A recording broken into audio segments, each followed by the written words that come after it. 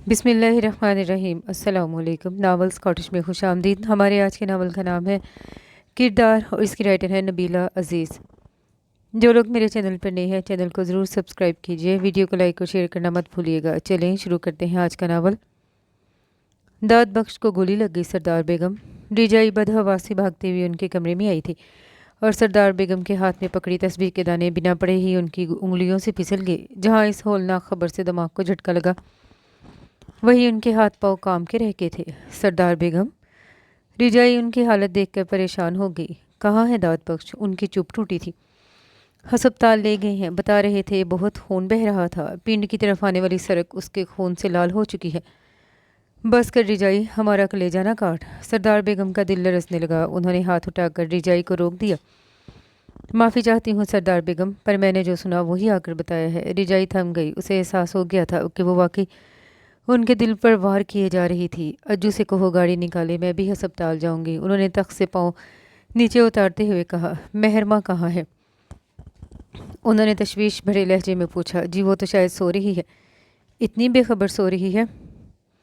सरदार बेगम को मेहरमा की गहरी और बेखबर नींद का सुनकर ताजुब हुआ। सस्सी भी बेखबर सोई थी। रिजाई अफसोस से बोली, अल्लाह खैर करे। मनहूस कैसी बदफाले बक रही है, जा दफ़ा हो। सरदार बेगम को गुस्सा आ गया। रिजाई मुसलसल उनका दिल दहलाई जा रही थी। वो वहाँ से हट गई और सरदार बेगम अपनी चादर वगैरह निकालने लगी। रिजाई उनको गुस्सा न दिलाती तो ये काम उसने ही करना था। थोड़ी देर बाद वो अपने कमरे से बाहर आई तो बाहर से सभी उनके मुंतज़िर बैठे थे। सबसे पहले बानो और निगार आगे बढ़ी। दादी बेगम, वो दाद बख्श। बानो का लहजा मुतफक्कर था। कुछ नहीं होगा दाद बख्श को, बस अल्लाह से उसकी ज़िंदगी की दुआ मांगो, वो दुआएं कबूल करने वाला है। उन्होंने खुद को मजबूत जाहिर करते हुए अपनी पोती को तसल्ली दी। हालांकि दाद बख्श की हालत का सुनकर उनके हौसले खुद रेत की मानंद बिखर रहे थे। अगर दाद बख्श को कुछ हो जाता तो वो यकीनन कच्ची मिट्टी से बनी दीवार की तरह रह जाती।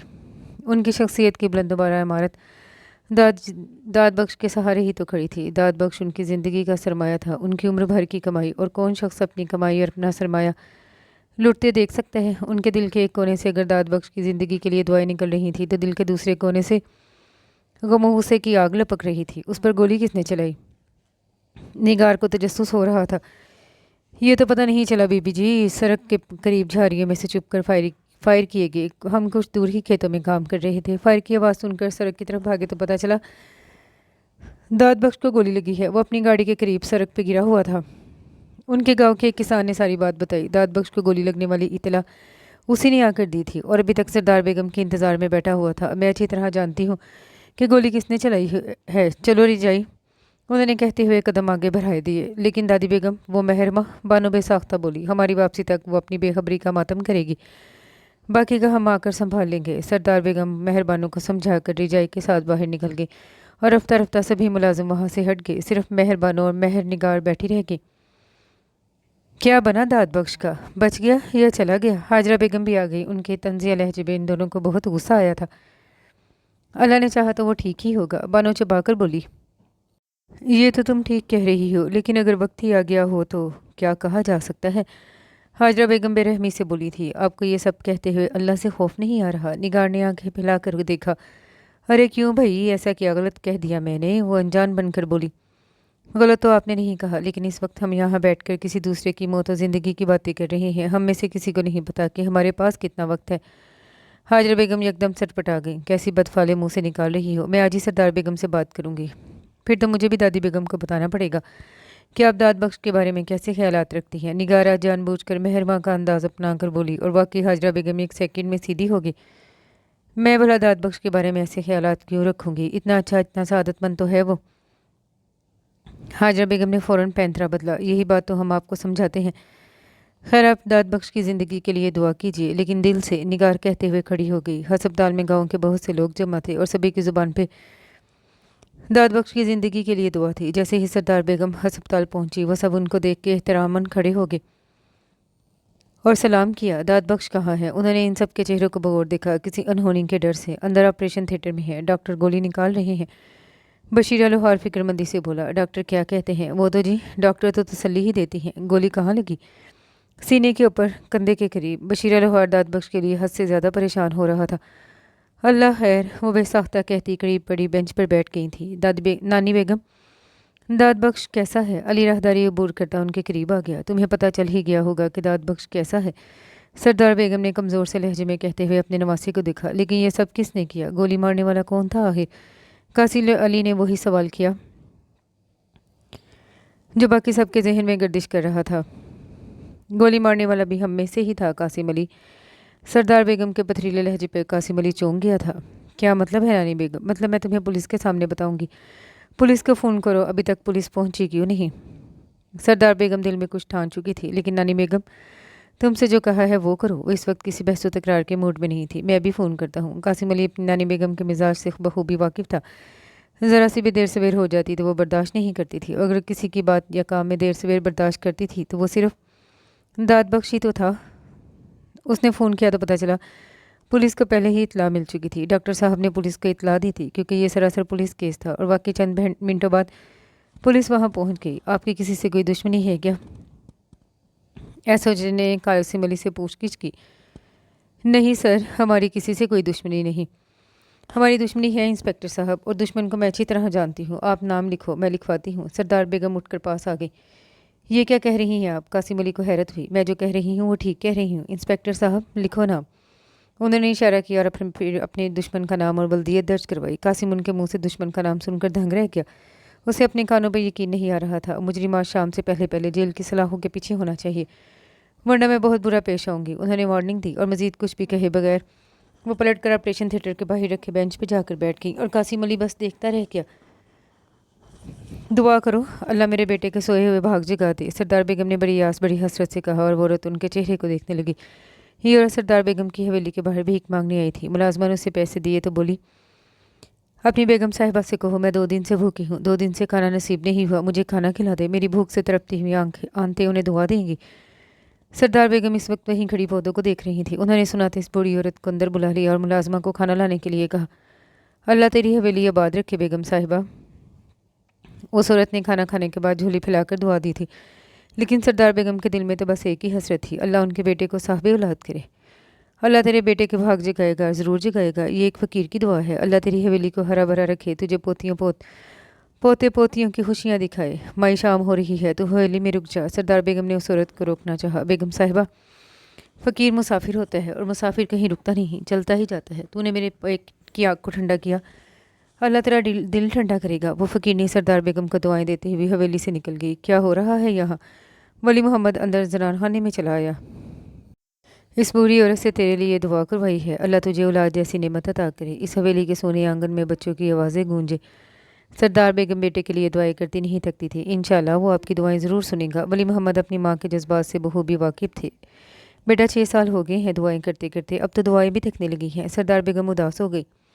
अरे नहीं अम्मा बेगम, उदास और मायूस नहीं होते, अल्लाह से अच्छी की उम्मीद रखनी चाहिए। वली मोहम्मद ने माँ को बाजू के घेरे में ले लिया। इस हवेली का वारिस तो सिर्फ तू ही है, और तेरा दामन औलाद से खाली देख के कलेजे से हूक उठती है। साजदार रास्ता भी तो है ना। 2-2 3-3 बच्चे हैं उनके। कासिम 4 साल का और रमीज़ 3 साल का हो रहा है। सरदार बेगम को अपनी बेटी और उनके बच्चे याद आ गए। मुझे एहसास है अम्मा बेगम, लेकिन अल्लाह के साथ कोई ज़ोर ज़बरदस्ती तो नहीं की जा सकती ना। वो अपनी मर्ज़ी का मालिक है, जो उसकी रज़ा वो हमारा नसीब। अम्मा बेगम, आपकी नज़र में मैं आपकी मुजरिम हूँ ना? आपकी खुशियों के रास्ते की रुकावट। राबा बीबी उनके सामने आ गई। वो उनकी बातें सुन चुकी थी। अम्मा बेगम, अब आपको अगर किसी और वतन से अपनी आने वाली नस्ल का वारिस मिलता है तो ठीक है, आप ले आए। राबा बेगम ने हौसला करके कह ही दिया। और वली मोहम्मद के साथ साथ सरदार बेगम भी हैरान रह गए।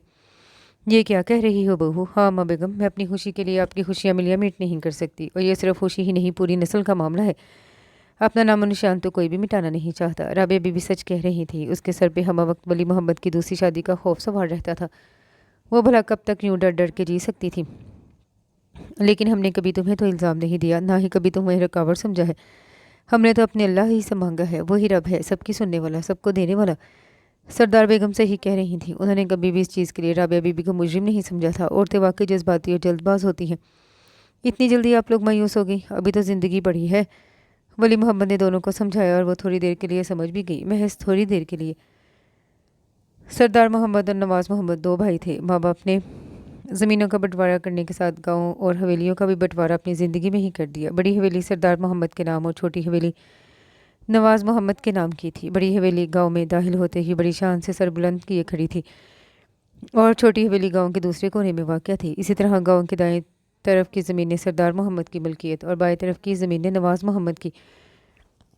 माँ बाप ने बंटवारा कुछ इस हिसाब से किया कि दोनों भाइयों को कभी कोई शिकायत नहीं हुई और अपने अपने बीवी बच्चों के साथ वो अपनी अपनी हवेलियों में खुशहाल और पुरसुकून ज़िंदगी गुजार रहे थे। सरदार मोहम्मद बड़े थे, इसलिए घर घर से बाहर अपने गाँव और आसपास के इलाके में भी उन्हीं की ज़्यादा इज्जत की जाती थी। ज़्यादा वाकफियत और जान पहचान भी लोगों के साथ उन्हीं की थी। सरदार मोहम्मद बहुत असूल पसंद और इंसाफ पसंद आदमी थे। हक और सच की बात का साथ देते, कभी किसी के साथ नाइंसाफ़ी नहीं की थी। उन्होंने कभी अपने बेटे को बेटियों पर तरजीह नहीं दी, कभी बेटे और बेटियों में कोई फ़र्क नहीं रखा। यही वजह थी कि उनके इकलौते बेटे वली मोहम्मद ने कभी ज़िद नहीं की थी। जो कहते वो मान लेता और मान तो साजदा भी लेती थी। बस रास्ता की फितरत में थोड़ी ज़िद और हट नरमी थी, लेकिन वो उसे भी हैंडल कर लेते। लेकिन किसे खबर थी कि वह अपने बच्चों को बचपन में ही छोड़कर दुनिया से रुखसत हो जाएंगी। सरदार मोहम्मद की हार्ट अटैक से होने वाली अचानक और नागहानी मौत ने उनकी बीवी सआदतुन्निसा को गुमसुम करके रख दिया। 3 बच्चों का साथ, बड़ी जवानी और लंबा सफ़र, तीनों जिम्मेदारियां ही बड़ी करी और बड़ी कठिन थी। उन्हें हौसला चाहिए था और हौसला इंसान को वक्त और हालात खुद बहुत सौंप देते हैं। सो वो बड़ी जवानी में बेवगी की चादर ओढ़कर इस तवील सफ़र पे अपने बच्चों के हमरा चल पड़ी। अपने देवर नवाज मोहम्मद का सहारा लेती तो कल को हज़ारों अफसाने रकम हो जाते, जबकि वो अपने आप को लोगों की ज़बानों की जीनत नहीं बना सकती थी। उन्हें अपनी ही नहीं, अपने मरहूम शोहर की इज़्ज़त भी बहुत अजीज़ थी और इसी इज़्ज़त और वक़ार के लिए उन्होंने जवानी की मुसाफत अकेले तय की और हमेशा अपने आप को सरदार बेगम कहलवाया। रिश्तेदारों, जानने वालों और गाँव वालों के लिए जितने सरदार मोहम्मद खुद अहम थे, इतनी ही उनकी बेगम सरदार बेगम अहम थी। लोग उनका असल नाम तकरीबन भूल गए, सभी उनके हुक्म पे उन्हें सरदार बेगम ही कहते थे। औलाद जवान हुई तो उनकी शादियों की फ़िक्र ने आन घिरा। साजदा की शादी नवाज़ मोहम्मद के बेटे के साथ तय की थी। सरदार बेगम का अरमान था वो पहले बेटे की शादी करे, लिहाजा उन्होंने बेटियों के फ़र्ज से फारिग होने से पहले वली मोहम्मद के लिए राबिया का इंतखाब किया। राबिया साथ वाले गाँव के चौधरी करीमुल्ला की बेटी थी और वली मोहम्मद को पसंद भी थी, सो उन्होंने ज़रा देर न की और राबिया को ब्याह लाई। वली मोहम्मद और राबिया की शादी के बाद अब बेटियों की बारी थी, लेकिन रास्ता शादी के लिए नहीं मान रही थी। हज़ारों जतन के बाद पता चला रास्ता किसी को पसंद करती है। वो किसी मिल ओनर का बेटा था और रास्ता का क्लास फेलो रह चुका था। इस मकाम पे आकर सरदार बेगम को धचका तो लगा, लेकिन उन्होंने अपने आप को संभाल लिया। वो मुखालफत करती तो यकीनन बेटी हाथों से निकल जाती और सारा इल्ज़ाम उनकी परवरिश पे आता और हमेशा के लिए दाग लग जाता। लिहाजा उन्होंने समझदारी से काम लिया और रास्ता को अपनी मर्ज़ी से उसकी पसंद के साथ रुखसत कर दिया। वली मोहम्मद को एतराज़ तो हुआ, लेकिन माँ के सामने वो कुछ बोल ना सकी। दोनों बेटियां अपनी अपनी घर की हो चुकी थी, दोनों के बच्चे थे, अपने घरों में खुश हरम ज़िंदगी जी रही थी। उन्हें रास्ता के शोहर और ससुराल वालों की तरफ से जो खर्चे थे वो इन 5-6 सालों में ख़त्म हो चुके थे, लेकिन वली मोहम्मद की तरफ औलाद की कमी देख देख कर उनका दिल कुटता ही रहता था। गांव में मेला लगा हुआ था, हर तरफ तरह तरह के लोग नजर आ रहे थे। आपको कुछ लेना है सरदार बेगम? उनकी मुलाजमा रखी ने पूछा तो सरदार बेगम चौंक गई। नहीं, मुझे भला क्या लेना है, तुम कुछ लेना चाहती हो तो ले लो, सरदार बेगम कहकर आगे बढ़ गई और रखी वहीं खड़ी चीज़ें देखने लगी। बच्चे झूले झूल ले रहे थे, रखी अपनी बेटी रिजाई के लिए चूड़ियाँ और परांदे देखने लगी। चुप हो जा बदनसीब, अब रोता क्यों है? वो दोनों इस कदर करख्त आवाज़ पे ठटके और ठटकने पर मजबूर हो गई थी। वो शायद दरबार का मजावर था जो इस बच्चे को बुरी तरह झिड़क रहा था, जबकि वो बच्चा ज़ारों की तार रो रहा था। तुम उसे क्यों मार रही हो? सरदार बेगम रह ना सकी और मज़ार के बरामदे के इस कोने में चली गई जहाँ वो बच्चा रो रहा था। ये इसका नसीब है बेगम साहिबा। मुजावर उनको देखकर फर्श से खड़ा हो गया। नसीब? वो कुछ न समझी। बेगम साहिबा, ये लवारस है, मुजावर अफसरदगी से बोला, लेकिन उसका जुमला सरदार बेगम के दिल में नेज़े की अन्नी की मानद पेवस्त हो गया। कल मेले में एक आदमी इसे लेकर आया, कुछ देर से लेकर मेले में फिरता रहा, फिर इसे दरबार के अंदर बिठाकर खुद कोई चीज़ लेने के बहाने बाहर गया और लौट कर दोबारा वापस नहीं आया। आसपास के सारे गांव में ऐलान करवाए हैं कि अगर किसी का बच्चा गुम हुआ है तो आकर निशानी बता के ले जाए, लेकिन तब भी कोई नहीं है। एक गांव का आदमी बता रहा था कि इस बच्चे के माँ बाप मर चुके हैं, पिछले 2 साल से अपने मामू और ममानी के पास था। मम्मी काफ़ी बदमिजाज औरत है, इसकी नफरत और जुल्म तशद्दुद से तंग आकर इसका मामू उसे यहाँ छोड़कर चला गया है। शायद इस बच्चे के नाम कोई घर और ज़मीन भी थे जिसे बेचकर वो भाग गए थे, और ये बदनसीब कल से रो रो कर हलकान हो गया है, ना कुछ खाया है ना सोया है। सारी रात इसे प्यार से बैठकर समझाते हुए गुजार दी, लेकिन ये फिर भी नहीं समझा, बस रोए जा रहा है। तुम इसे बदनसीब न कहो, किसकी किस्मत में क्या लिखा है ये हमें कैसे पता हो सकता है? सरदार बेगम ने इस बच्चे के सर पे हाथ फेरते हुए उसे अपने करीब कर लिया। इसकी किस्मत ही तो इसे यहाँ लेकर आई है बेगम साहिबा। मुजावर का लहजा अजीब सा था, और इसकी किस्मत ही इसे कहीं और ले जाएगी। वो आहिस्तेगी से बोली, ये मेरे साथ जाएगा, मेरे घर, मेरी हवेली में। सरदार बेगम का लहजा अडल था। मुबारक बेगम साहिबा, मुबारक, तेरे भाग जागे।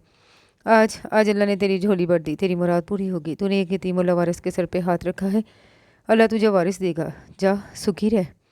उनके करीब ही उनकी बातें सुनती वो बूढ़ी औरत उठकर खुशी से धमाल डालने लगी। सरदार बेगम ने चौंक कर देखा, ये वही फकीरनी थी जो 3 दिन पहले उनके हवेली में खाना खाने आई थी। जा इसे अपने साथ ले जा, वो फकीरनी खुशी खुशी कह रही थी। आप खुशकिस्मत है बेगम साहिबा, आपको ये फकीरनी दुआ दे रही है, वरना इसके मुंह से सालों कोई दुआ नहीं निकलती। इस मुजावर ने हैरानी और खुशी से कहा था, चलो मेरे बच्चे, मेरे साथ चलो। सरदार बेगम ने उस बच्चे का हाथ थाम लिया। सरदार बेगम के अंदाज में इतनी मोहब्बत और आयत का एहसास था कि वो खामोश हो गया। वो उसे बहलाती गाड़ी तक ले आई और गाड़ी में बैठकर उनकी नज़रें भी हलवाई के खोखे की सिमत उठी। ये रखी, ये ले पैसे और जलेबियाँ लेकर आ। उन्होंने पैसे निकाल कर रखी को दिए। कितनी? 10 किलो ले आओ, उन्होंने कहा और सीट पे अपने करीब बैठे बच्चे को अपने करीब कर लिया था।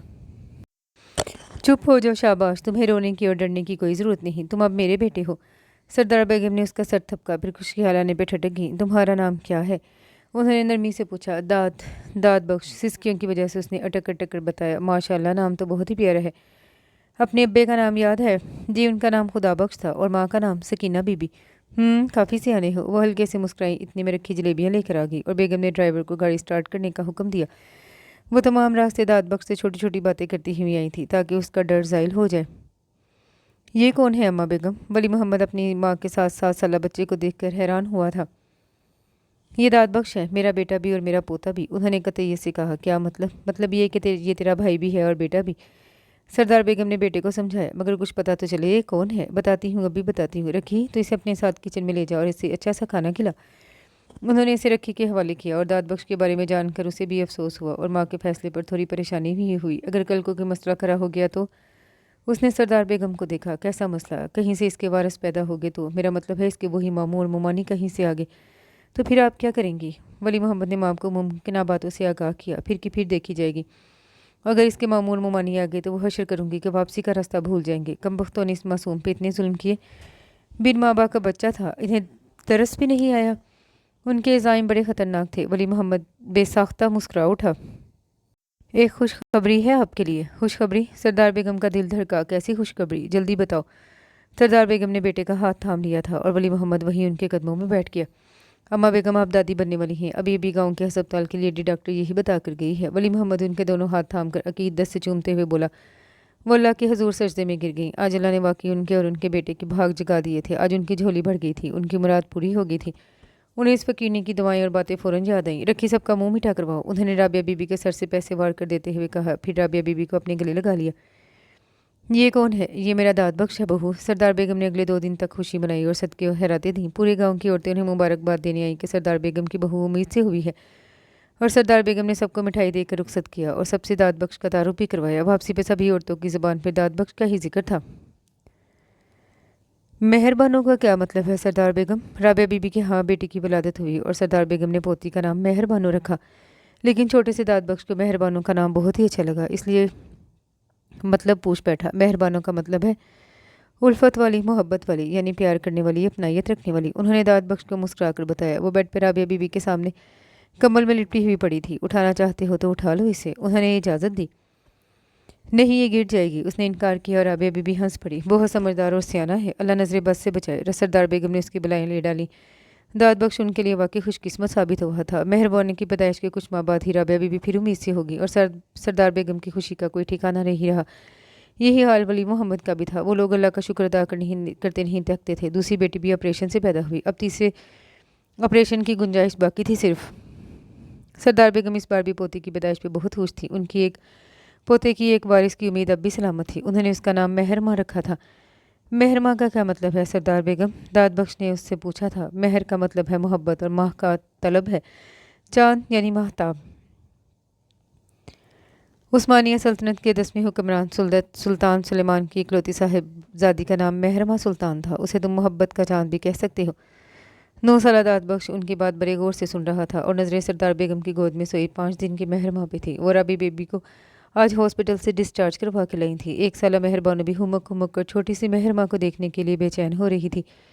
ये लो देख लो, उन्होंने मेहरमा को उन दोनों के सामने कर दिया और वो खुश खुश उसे देखने लगी। दाद बख्श उनसे प्यार करता था मगर कभी उठाने की और हाथ लगाने की कोशिश नहीं की। वो डरता था कि इन बच्चियों को चोट लग गई तो सब खफा होंगे, सो वो उनसे दूर दूर रहता था। राबिया बीबी तीसरी बार उम्मीद से हुई तो वली मोहम्मद और सरदार बेगम सरापा दुआ बन गए, लेकिन शायद दुआओं की कबूलियत की घड़ी नहीं आई थी। अल्लाह ने इस बार भी उन्हें बेटी जैसी रहमत अता की और डॉक्टर्स ने तीसरे ऑपरेशन के बाद किसी और बच्चे की गुंजाइश को ख़त्म कर दिया। गोया सरदार बेगम की आस ख़त्म कर डाली। वली मोहम्मद भी चुप चुप सा था। उसे बेटी की पैदाइश पे कोई अफसोस नहीं था, लेकिन बेटे की कमी भी एक कसक, एक हसरत बन गई थी। बेटा उनकी हवेली और जायदाद के लिए ज़रूरी था। वली मोहम्मद बहुत छोटा था जब आपका साया सर से उठ गया और फिर ये जागीरदारी खुद सरदार बेगम को संभालना पड़ गई, और इस जागीरदारी को संभालने के लिए उन्होंने बड़े पापड़ बेले थे। बड़ा कठिन वक्त गुजारा था। अब ये सारी जायदाद दमादों के हाथ में जानी थी। अम्मा बेगम क्या सोच रही हैं? वली मोहम्मद ने उनके कंधे पे हाथ रखा। सोच रही हूँ अल्लाह मेरी पोतियों के नसीब अच्छे करे। उन्होंने मेहर निगार की पेशानी पे बोसा दिया। आमीन। वली मोहम्मद ने दिल की गहराइयों से आमीन कहा। मेहर निगार का क्या मतलब है सरदार बेगम? दाद बख्श इस बार भी अपना सवाल नहीं भूला। सरदार बेगम दिल खोल के हंसी। मेहर निगार का मतलब है प्यार का नक्श, यानी मोहब्बत का निशान, मोहब्बत की इलामत। उन्होंने दाद बख्श का गाल टपकते हुए कहा, यह गुड़िया भी बहुत प्यारी है। तुम गुड़िया को उठाते क्यों नहीं हो? रिजाई कहती है गुड़िया को उठाऊंगा तो गुड़िया गिर जाएगी और इसे चोट लगेगी। दाद बख्श ने उसे गुरेज की वजह बताई। तुम एहतियात से उठाओगे तो नहीं गिरेगी। सरदार बेगम ने उसे तसल्ली दी। नहीं सरदार बेगम, मुझसे गिर जाएगी। उसने नफ़ी में गर्दन हिलाई तो वली मोहम्मद हंस दिया था। बिलाहिर बेटे की कमी ने उन्हें इस दोराहे पर ला खड़ा किया जहाँ एक आखिरी फैसला करना हर जागीरदार की मजबूरी बन जाती थी। राबिया बेबी भी इनकी मजबूरी समझती थी, सो उन्होंने दिल बड़ा करते हुए वली मोहम्मद को शादी की इजाज़त दे दी। सरदार बेगम खुद एक औरत थी, औरत के जज्बात बखूबी समझती थी। उन्होंने राबिया बीबी की दिल आज़ारी के ख्याल से कभी भी वली मोहम्मद पे दूसरी शादी के लिए दबाव नहीं डाला। उनकी इजाज़त पे सरदार बेगम को बड़ी हैरानगी हुई। ये क्या किया राबिया बीबी? आज उन्होंने हैरत के मारे उनको नाम से पुकारा था। इस हवेली के वारिस की ख्वाहिश तो मुझे भी है अम्मा बेगम, राबिया बीबी ने अपनी नम आंखों को पूछते हुए कहा। और सरदार बेगम को राबिया बीबी के हौसले और सब्र पे बेयक वक्त प्यार और हमदर्दी महसूस हुई। इंशाल्लाह इस हवेली में तुम्हारी हैसियत और मर्तबे में कोई कमी नहीं आएगी। जो मकाम आज है वही हमेशा रहेगा। अल्लाह तुम्हें खुश रखे, आबाद रखे। इंशाल्लाह इस हवेली में तुम्हारी हैसियत और मर्तबे में कोई कमी नहीं आएगी। जो मकाम आज है वही हमेशा रहेगा। अल्लाह ताला तुम्हें खुश रखे, आबाद रखे। उन्होंने राबिया बीबी को साथ लगाकर ढारस बंधाई और फिर राबिया बीबी की रजामंदी से चंद ही दिन बाद सरदार बेगम अपनी बेटी राशदा की नंद हाजरा को ब्याह ले आई। हाजरा शहर की पढ़ी लिखी लड़की थी। इस माहौल में ज़रा मुश्किल से ही एडजस्ट हो पाई थी। उसे हवेली की बहुत सी चीज़ों और बहुत से लोगों पर एतराज़ हुआ, लेकिन मुकाबिल सरदार बेगम थी जिनके सामने कोई एतराज़ नहीं चल सकता था। आगे पीछे वो काफ़ी नाक भू चढ़ाती रहती थी, लेकिन सरदार बेगम सामने आ जाती तो वो तीर की तरह सीधी हो जाती। अलबत्ता जब वो उम्मीद से हुई तो उनके नाज नखरे देखने वाले थे। वली मोहम्मद की एक्सीडेंट से होने वाली मौत सरदार बेगम को साकित व सामत कर गई। अपनी जवानी में अपने शोहर की मौत का सदमा और बुढ़ापे में जवान बेटे की मौत का सदमा उनको जीते जी मार गया। राबिया बीबी और हाजरा बेगम का भी बुरा हाल था। वली मोहम्मद जो बेटे के लिए अरसे से ख्वाहिशमंद था, इस बेटे की शक्ल भी ना देख सका। वली मोहम्मद की वफ़ात के 10 दिन बाद हाजरा के यहाँ बेटे ने जन्म लिया और सरदार बेगम वली मोहम्मद के वारिस को देखकर धारे मार मार के रोई थी। इतना कि देखने और सुनने वालों की आंखों में भी आंसू आ गए थे। उनके दुख पे हर आंख अश्क बार थी और हर दिल में अफसोस था। सरदार बेगम के अरमान दिल में ही रह गए। वो इतनी मनतो मुरादों के बाद पैदा होने वाले पोते की कोई खुशी, कोई जश्न भी नहीं मना सकी थी। दिल का एक हिस्सा गम से लबरेज था तो दूसरा पोते की सूरत देखकर खुशी से मामूर हो रहा था। गम भी अधूरा और खुशी भी अधूरी। कौन सा एहसास किस पे हावी था? कुछ एहसास ही नहीं था, कुछ खबर ही नहीं थी। लेकिन ये ज़िंदगी थी और यहाँ हर गम और खुशी को साथ लेकर जीना था। उनका बेटा उन्हें कुछ और जिम्मेदारियाँ सौंप गया था और इन जिम्मेदारियों को निभाते निभाते कितना वक्त गुजर गया कोई पलट कर देखता तो पता चलता। मस्जिद से फजर की अजान की आवाज़ बुलंद हुई तो उसकी नींद खुद ब खुद कहीं बीच रास्ते में ही रह गई। वो ख्वाबों के सफ़र से वापस लौट आया। चेहरे से कंबल हटाकर देखा तो कमरे में वही नीले रंग की मलगजी सी रोशनी दिखाई थी जो रोज़ाना आंख खुलने पर नजर आती थी। ये रोशनी उसके पसंदीदा ज़ीरो बल्ब की रोशनी थी। वो दिन भर की थकन के बाद जब अपने बिस्तर पर लेटता तो इस मध्यम सी मीठी रोशनी में उसे फ़ौरन ही नींद आ जाती। वो हाथ से लैंप का बटन दबाकर लैंप ऑन करता हुआ उठ गया। चंद मिनटों बाद वजू करके गर्म चादर कंधों पे ओढ़ता हुआ कमरे से निकल आया। अपने कमरे की तरफ आने वाली तवील राहदारी अबूर करता वो लोहे की जाली से बने दरवाजे तक पहुंचा और दरवाज़ा धकेल कर ड्राइंग रूम में दाखिल हुआ। इसके कमरे की तरफ जाने वाली राहदारी का दरवाज़ा ड्राइंग रूम में खुलता था और इस तरफ बाकी सबकी आमदरफ्त बहुत कम होती थी। ये अलग थलग सा कमरा उसने खुद अपने लिए इंतखाब किया था। हालांकि सरदार बेगम को खासा एतराज़ हुआ, लेकिन उसने वजह बताकर उन्हें मुतमिन कर दिया कि वो दिन भर का थका हुआ होता है और हवेली के तमाम मरकज़ी कमरों में बाहर के शोर हंगामे की आवाज़ बआसानी पहुँचती है। वो ठीक से सो नहीं पाता। हवेली से गांव की मस्जिद तक वो रोज़ाना सुबह पैदल ही जाता था और इसके कदमों में तेज़ी होती थी कि कहीं जमात ना निकल जाए। अस्सलामुअलैकुम चाचा, उसने सबसे पहले टकराने वाले बशीर लोहार को एहतरामन सलाम किया। वालेकुम अस्सलाम। आज पुत्र वज़ू करके आए हो? जी हाँ चाचा, मैं वज़ू हवेली से ही कर आया हूँ। अच्छा किया है, यहाँ बारी ही कब मिलती है। वो मुस्कुराकर बोले। चाची कैसी हैं, तबीयत ठीक हुई उनकी? दाद बख्श अपनी जेब से सफ़ेद क्रोशिया से बनी टोपी निकाल कर पहनते हुए बोला। अल्लाह ताला का शुक्र है पुत्र, काफ़ी भले चंगी हो गई है अब। वो उसके साथ अंदर आ गए। नमाज के बाद वो तकरीबन 1 घंटा मस्जिद में बैठ कर कुरान पाक की तिलावत करता। वापस हवेली आता तो वहाँ कितनी जिम्मेदारियाँ उसकी मुंतज़िर होती। दाद बख्श वो हवेली के गेट से अंदर दाखिल हुआ ही था कि उसे मेहरबानों की आवाज़ सुनाई दी। जी बानो बीबी। वो सरापा समात बन गया। कल मेहरबान के कपड़े टेलर से लेके आए थे, मेहरबानो लाउन में खड़ी थी। जब गेट से अंदर दाखिल होते दाद बख्श को देखकर उसे मेहरमा का हंगामा याद आया। जी ले आया था।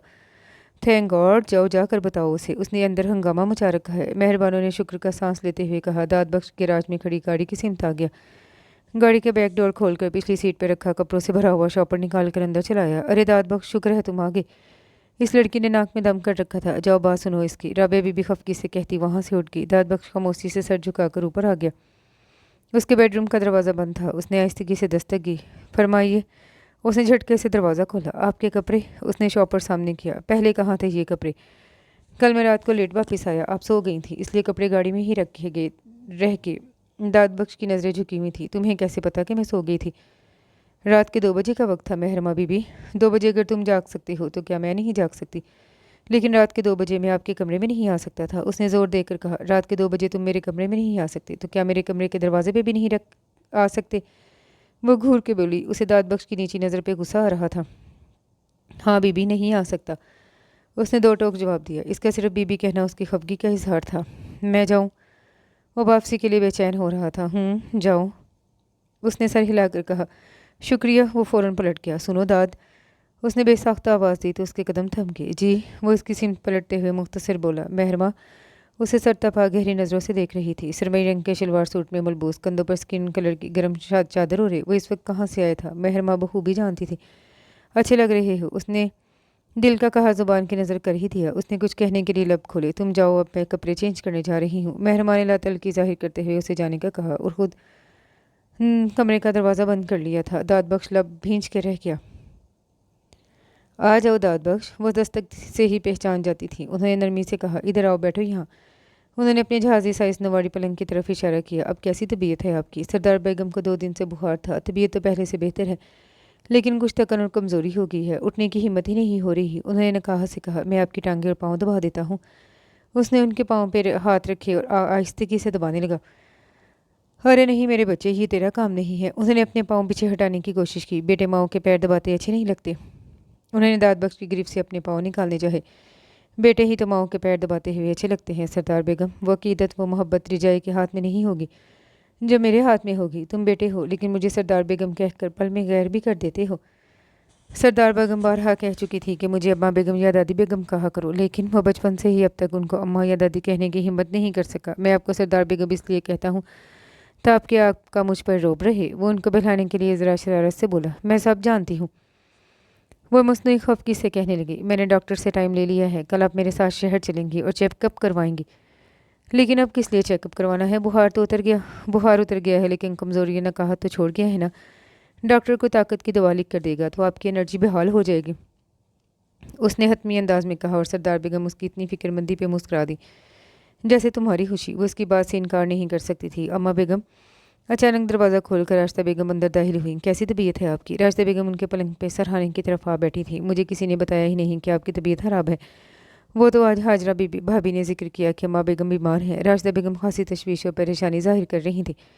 अकेली आई हो? उन्होंने उसकी फिक्रमंदी नज़रअंदाज करते हुए पूछा। नहीं, रमीज़ भी साथ आया है, घर पे कोई ड्राइवर नहीं था इसलिए उसे साथ लिए। उन्होंने अपनी रवानी और बेदहानी में बताया। ड्राइवर घर पे होता तो फिर ना लेकर आती। सरदार बेगम ने मतलब बहस किया। अरे नहीं नहीं अम्मा बेगम, ऐसी कोई बात नहीं, दरअसल वो अपनी पढ़ाई में बिजी होता है इसलिए कहीं आना जाना कम ही होता है। राशिदा बेगम ने ज़रा संभल कर जवाब दिया। पढ़ाई में तो सभी बच्चे मसरूफ़ होते हैं, पढ़ाई ये तो नहीं कहती कि अपने बड़े बुजुर्गों की शक्ल ही मत दिखाओ। सरदार बेगम खफा हो रही थी। मैं जाऊँ सरदार बेगम? दाद बख्श उनके पाँव दबाने के बाद खड़ा हो गया। जाओ, जीते रहो, अल्लाह अल्लाह ताला लंबी उम्र अता करे।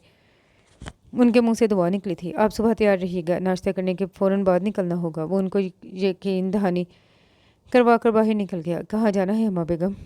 राशिदा ने हैरानगी से पूछा। डॉक्टर के पास।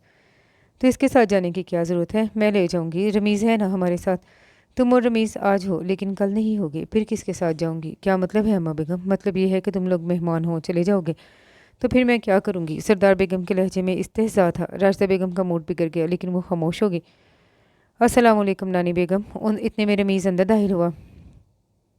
वालेकुम अस्सलाम, कैसे हो बच्चे? मैं एकदम फिट हूँ, आप सुनाए बुखार कम हुआ? वो कुर्सी खींच कर उनके करीब बैठ गया। बुखार उतर चुका है, खामखा तुम्हारी माँ ने तुम्हें जहमत दी। अरे नहीं नानी बेगम, जहमत कैसी? जब भी मैं यहाँ आता हूँ बड़ा अच्छा फील करता हूँ, रमीज़ ने काफ़ी खुशगवार लहजे में कहा, जिस पे राशिदा बेगम ने हैरत से बेटे को देखा। शहर से यहाँ आते हुए तो वो खासा बेजार और खफा हो रहा था, लेकिन अब अचानक मूड की तब्दीली हैरानी का बाइस थी। अच्छी बात है बच्चे, आ जाया करो, उन्होंने नरमी से कहा। इंशाल्लाह अब आया करूँगा, उसने वादा किया। सरदार बेगम मुस्कुरा दी और राशिदा बेगम का मूड भी खुशगवार हो गया। कुछ देर बाद उन्होंने दूसरी हवेली फ़ोन करके साजिदा बेगम को भी बुला लिया। आज रात उनका यहीं गांव में रुकने का इरादा था और इसके लिए उन्हें कंपनी की ज़रूरत थी। रखी हवेली के लॉन में लोहे की बड़ी सी अंगीठी रखी, उसमें खुश्क तिनके और खुश्क लकड़ियाँ दहका रही थी और आग के शोले बहुत बुलंद उठ रहे थे। दाद बख्श शीशा की नमाज पढ़ कर आया, उसके हाथ पाँव खनख हवा के झोंकों से ठंडे हो रहे थे। वो अंदर जाने की बजाय वहीं आग के करीब लॉन में चला आया। अंगीठी क्यों दहका रही हो माई? उसने दोनों हाथ आग के करीब सेंकते हुए कहा। पुत्र, साजिदा बीबी आई हुई है ना, उनको हीटर की गर्मी अच्छी नहीं लगती, इसलिए उनके वास्ते कोले बना रही थी। ओह हाँ, उनको हीटर की गर्माइश से एलर्जी हो जाती है। दाद बख्श को याद आ गया। पुत्र, ये मोई एलर्जी क्या होती है?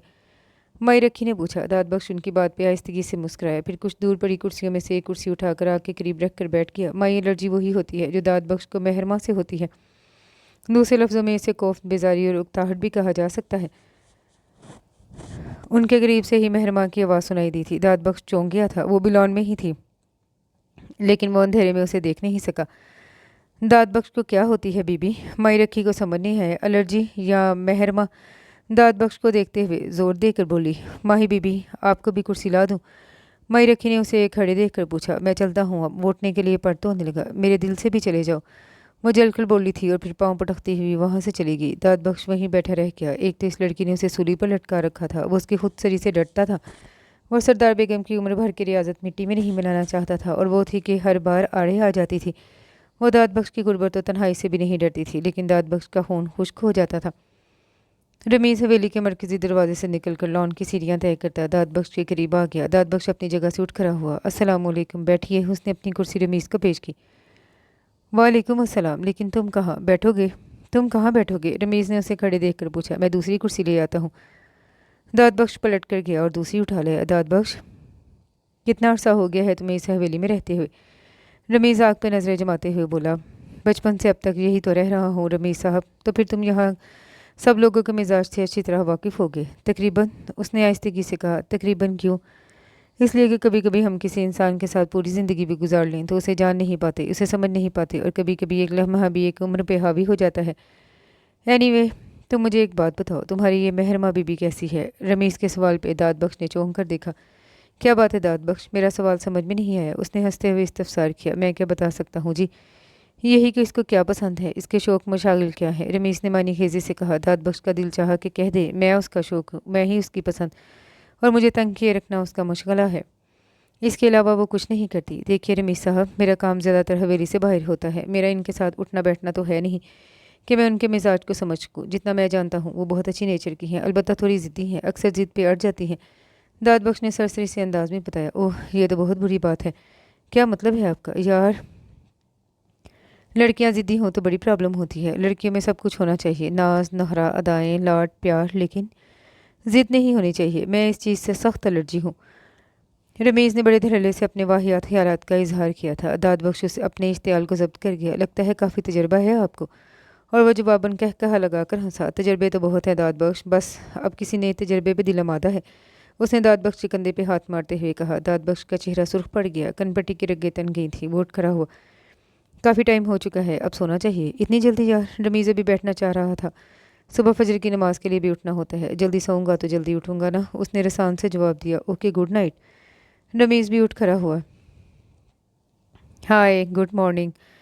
वो सब इस वक्त डाइनिंग रूम में बैठे नाश्ता कर रहे थे कि रमीज़ भी वहीं चला आया। गुड मॉर्निंग, बैठिए भाई। वारिस ने अपने साथ वाली कुर्सी पेश की। Thank you brother. रमीज़ मुस्कुराते हुए उसका गाल खींच के बोला और कुर्सी की सीट कर बैठ गया। नानी बेगम कैसी तबीयत है अब? उसने सब पे एक नज़र डालकर सरदार बेगम को मुखातिब किया। अल्लाह का शुक्र है बेटे, वो चाय पीते हुए बोली। और बाकी सब कैसे हैं? रमीज़ की नज़र उड़ते उड़ते मेहरमा के चेहरे पर टिक गई। वो सर झुकाए नाश्ता कर रही थी। पुप्पो, आप आज यहीं रुकेंगी ना? मेहरबानों ने रास्ता बेगम को देखा। नहीं बेटा, आज वापस जाना होगा, इंशाल्लाह दोबारा चक्कर लगाऊंगी। तुम आज अपनी सास साहिबा को रोको। राशिदा बेगम ने अपनी बहन साजदा बेगम की तरफ इशारा करते हुए मेहरबानों को छेड़ा। मेहरबानों बचपन से ही अपनी फुफर साजदा के बेटे कासिम अली से मंसूब थी। मैं अपनी बेटी के लिए खुद ही रुक जाऊंगी। साजदा बेगम ने पास बैठी मेहरबानों का सर अपने कंधे पे लगा लिया था। देखा माम, सास बहू का प्यार, अब आप भी अपने लिए एक अदद बहू का इंतजाम कर लें। रमेश शरारत से बोला। राबिया बीवी ने चौंक कर सरदार बेगम की सिम देखा। न जाने क्यों जवाबन कुछ भी ना बोली थी, और इससे पहले कि रमीज कुछ पूछता दाद बख्श अंदर दाखिल हुआ। आप नाश्ता कर चुकी हैं? वह सरदार बेगम से पूछ रहा था। वोट करी हुई। दाद बख्श ने आगे बढ़ के उनके बाजू से थाम लिया। अच्छा बेटा, मैं चलती हूँ, मेरी वापसी तक तो शायद तुम लोग चली जाओगी। उन्होंने रास्ता और साजदा से कहा। रमीज़ के कंधे पे हाथ फेर कर प्यार किया और दाद बख्श के साथ बाहर निकल गई। वो उनको गाड़ी में बिठा रहा था कि पीछे मेहरमा भी तकरीबन भागती हुई आन पहुंची थी। मैं भी चलूंगी, वो अपना पर्स सीट पर फेंकती हुई दरवाज़ा खोलकर फटाफट अंदर बैठ गई। तुमको कहाँ जाना है बेटा? सरदार बेगम ने हैरानगी से इस्तफसार किया। मुझे आपके साथ जाना है दादी बेगम, मैं सिर्फ आपके लिए आई हूँ। वह सरदार बेगम से लिपट गई और वो उसके लाड पर शफकत से हंसी। ठीक है मेरे बच्चा, चलो दाद बख्श। उन्होंने यूं ही हंसते हुए ड्राइविंग सीट पर बैठे दाद बख्श को इशारा किया। दादी बेगम, एक बात तो बताएं, ये दाद बख्श इतना कम क्यों बोलता है? उसने सरदार बेगम के कंधे पे सर रखते हुए पूछा। नज़रें दाद बख्श पे थी। उसके सवाल पे दाद बख्श की नज़रें बेसाख्ता बैक व्यू मिरर की तरफ फूट गई थी। दाद बख्श, मेहरमा को क्या जवाब दूँ, ये तो मुझे भी नहीं पता। सरदार बेगम हंसती। वो खामोश रहा। दाद, मेहरमा ने पुकारा। जी मेहरमा बीबी। उसके जवाब में वही नपातुला सा एहतराम था। मैं तुमसे छोटी हूँ, मुझे बीबी मत कहा करो। वह चिढ़ कर बोली। मैं आपसे बड़ा हूँ, मुझे दाद बख्श कहा करें। उसने कहा। मुझे जो अच्छा लगता है मैं वही कहूँगी, वो सख्ती से बोली। और जो मुझे मुनासिब लगता है मैं वही कहूँगा। वो भी अपने कहे पर कायम था। दादी बेगम, उसने झंझलाकर सरदार बेगम को देखा। दाद बख्श, मेरी ये पोती बड़ी बेवकूफ़ है। उन्होंने मेहरमा को अपने साथ लिपटाते हुए प्यार से कहा। जी, इनकी इस खूबी के सबूत मिलते रहते हैं मुझे। वो ज़रा आहिस्तगी से बोला था। गाड़ी रोको, मुझे यहीं रास्ते में उतार दो, मैं वापस हवेली चली जाती हूँ। मुझे आप लोगों के साथ नहीं जाना। उसने नाराज़गी का इजहार किया। शहर आ चुका है मेहरमा बीबी, आपको वैन पे बिठा देता हूँ, सीधी गाँव जाती है। सरदार बेगम मुस्कुरा दी। अस्पताल आ चुका था। दाद बख्श ने नीचे उतरकर पिछली साइड का दरवाज़ा खोला, फिर उन्हें सहारा देकर उतरने में मदद दी। वो अपने मुकर्ररा वक्त पे पहुंचे थे। डॉक्टर अपने रूम में था, इसलिए अस्पताल पहुंचते ही नर्स सरदार बेगम को अंदर एक्सरे के लिए ले गई और वो दोनों वेटिंग रूम में ही रह के मेहरमा सोफे में धंस कर बैठ गई थी। लेकिन दाद बख्श बैठने के बजाय ग्लास वॉल के पास जा खड़ा हुआ। वहाँ से बाहर रिसेप्शन का मंजर नजर आ रहा था। रिसेप्शन पे दो लड़कियां खड़ी थी, काफ़ी खूबसूरत और स्टाइलिश। वो अस्पताल में नए आने वालों को गाइड कर रही थी। इंतहाई प्रोफेशनल सा अंदाज था उनका। न दाद बख्श न जाने क्या सोचते हुए बेदहानी में ही उनकी तरफ देखे गया। वो पिंक दुपट्टे वाली ज़्यादा खूबसूरत है ना? अचानक उसके बेहद करीब से मेहरमा की आवाज़ उभरी थी। दाद बख्श ने चौंक कर देखा। वो उसकी नज़रों के ताक़ुब में रिसेप्शन पे खड़ी लड़कियों को देख रही थी। पता नहीं तुम्हें कुछ पता भी है, वो जलकर बोली। इतने में सरदार बेगम भी चेकअप करवा के एक्सरे रूम से निकल आई थी। कुछ खाने के लिए भी मिलेगा या नहीं? मेहरमा ने दाद बख्श पर नज़र डालकर कहा। लेकिन वो बेनिया सरदार बेगम को सीढ़ियाँ उतरने में मदद दे रहा था। थोड़ी देर पहले तुम नाश्ता करके ही आई हो ना? मैं नाश्ता अधूरा छोड़ के आई थी दादी बेगम, वो नाराज़गी से बोली। अभी दाद बख्श से कहती हूँ किसी अच्छे से होटल में ले चलता है। उन्होंने उसे तसल्ली दी और मेहरमा अंदर ही अंदर खुशी से नाच उठी। दाद बख्श, गाड़ी किसी होटल में कुछ देर के लिए रोकना, मेहरमा को भूख लगी है। उन्होंने गाड़ी में बैठते हुए ताकीद की। जैसे आपकी मर्जी, वो गाड़ी स्टार्ट करते हुए बोला और मेहरमा आहिस्तगी से मुस्कुरा दी। उसे पता था दाद बख्श की जान जा रही थी इस हुक्म की तामील पे। बानो बीबी दरवाज़ा खोलिए। रिजाई ने मेहरबानों के बेडरूम का दरवाज़ा बजाया। कौन पीछे लग गया है? इतनी उतावली क्यों हुई जा रही हो? मेहरबानों ने सुस्ती से उठकर दरवाज़ा खोला। वो नीचे कासिम साहब आए बैठे हैं। उसकी इतला पे मेहरबानों ठटक गई। कासिम साहब, बाकी सब कहाँ हैं? निगार में भी और माही बीबी कॉलेज गई हैं। वारिस बच्चा स्कूल पढ़ने गया हुआ है। सरदार बेगम और राबिया बीबी दूसरी हवेली गई हुई हैं और छोटी बेगम सो रही हैं। रिजाई ने बारी बारी सबका बताया। और दाद बख्श, वो कहाँ है? उसे बुला लो। बानो खुद कासिम के सामने जाते हुए झिझक रही थी। वो ज़मीनों की तरफ गया है, उसने कमात फैक्ट्री भेजना था। रिजाई के पास सबकी खबर थी। अच्छा तुम चाय बनवाओ, मैं आती हूँ। मेहरबानो वापस पलटी, अपना दुपट्टा उठाकर अच्छी तरह ओढ़ती हुई बाहर निकल आई। अस्सलामुअलैकुम, मेहरबानो आहिस्तगी से बोली। वालेकुम अस्सलाम, कैसी हैं आप? कासिम अली चौंक कर अपनी जगह से खड़ा हुआ। जी ठीक हूँ, आप कैसे हैं? अल्लाह का शुक्र, मैं भी ठीक हूँ, उसने खुशगवार लहजे में कहा। उसकी इश्तियाक नज़रें मेहरबानों पे ही थी। आप इस वक्त वो कुछ पूछते पूछते रुक गई, कहीं कासिम बुरा ना मान जाए। मैं तो शायद ना ही आता, मगर किस्मत ले आई। कासिम अली उसे दिलचस्पी से देखते हुए बोल रहा था। मतलब? मेहरबानो अनजान भरी, मतलब कि मैं 3-4 रोज़ से शहर गया हुआ था, आज ही वापसी हुई है। रास्ते से गुजरते हुए सोचा चलो सबसे मिलते हुए जाता हूँ, मगर यहाँ आकर पता चला यहाँ तो कोई है ही नहीं सवाए मेरी किस्मत के। कासिम अली का लहजा शो हो रहा था। यहाँ सिर्फ मैं ही नहीं, छोटी अम्मी भी हैं, वो सो रही हैं मोहतरमा। रिजाई उसे बता चुकी थी, तभी वो इतना खुल के बात कर रहा था। वो सोते में भी आंख खुली रखती हैं, वाह क्या क्वालिटी है उनकी। कासिम अली हंसा था, तभी दाद बख्श ड्राइंग रूम में दाखिल हुआ और मेहरबानों को कासिम अली के मुकाबले वाले सोफे पे बैठे देख कर ठटक गया, लेकिन फिर अपनी अचानक मुदाखलत पे शर्मिंदा भी हो गया। आई एम सॉरी, मुझे पता नहीं था कि आप लोग बैठे हुए हैं, वो शर्मिंदा से लहजे में कहता वापसी के लिए पलटा। दाद बख्श तुम बैठो, घर पे और कोई भी नहीं था, इसलिए मुझे ही यहाँ आना पड़ा। मेहरबानों ने जैसे सफाई दी। चाय वगैरह ली आपने? दाद बख्श को टेबल खाली देख कर ख्याल आया, तुम्हारी बानो बीबी इतनी अच्छी मेज़बान नहीं है दाद बख्श, वो तो मुझे यहाँ से जाने का कह रही थी। मेहरबानों ने बाहर निकलते हुए उसका जुमला सुना था और मुस्कुराती हुई किचन की तरफ आ गई। रिजाई ज़रा जल्दी हाथ चलाया करो, काम के वक्त तुम्हारी सारी फुर्ती न जाने किधर जाती है। मेहरबानों रिजाई पे खफा हो रही थी।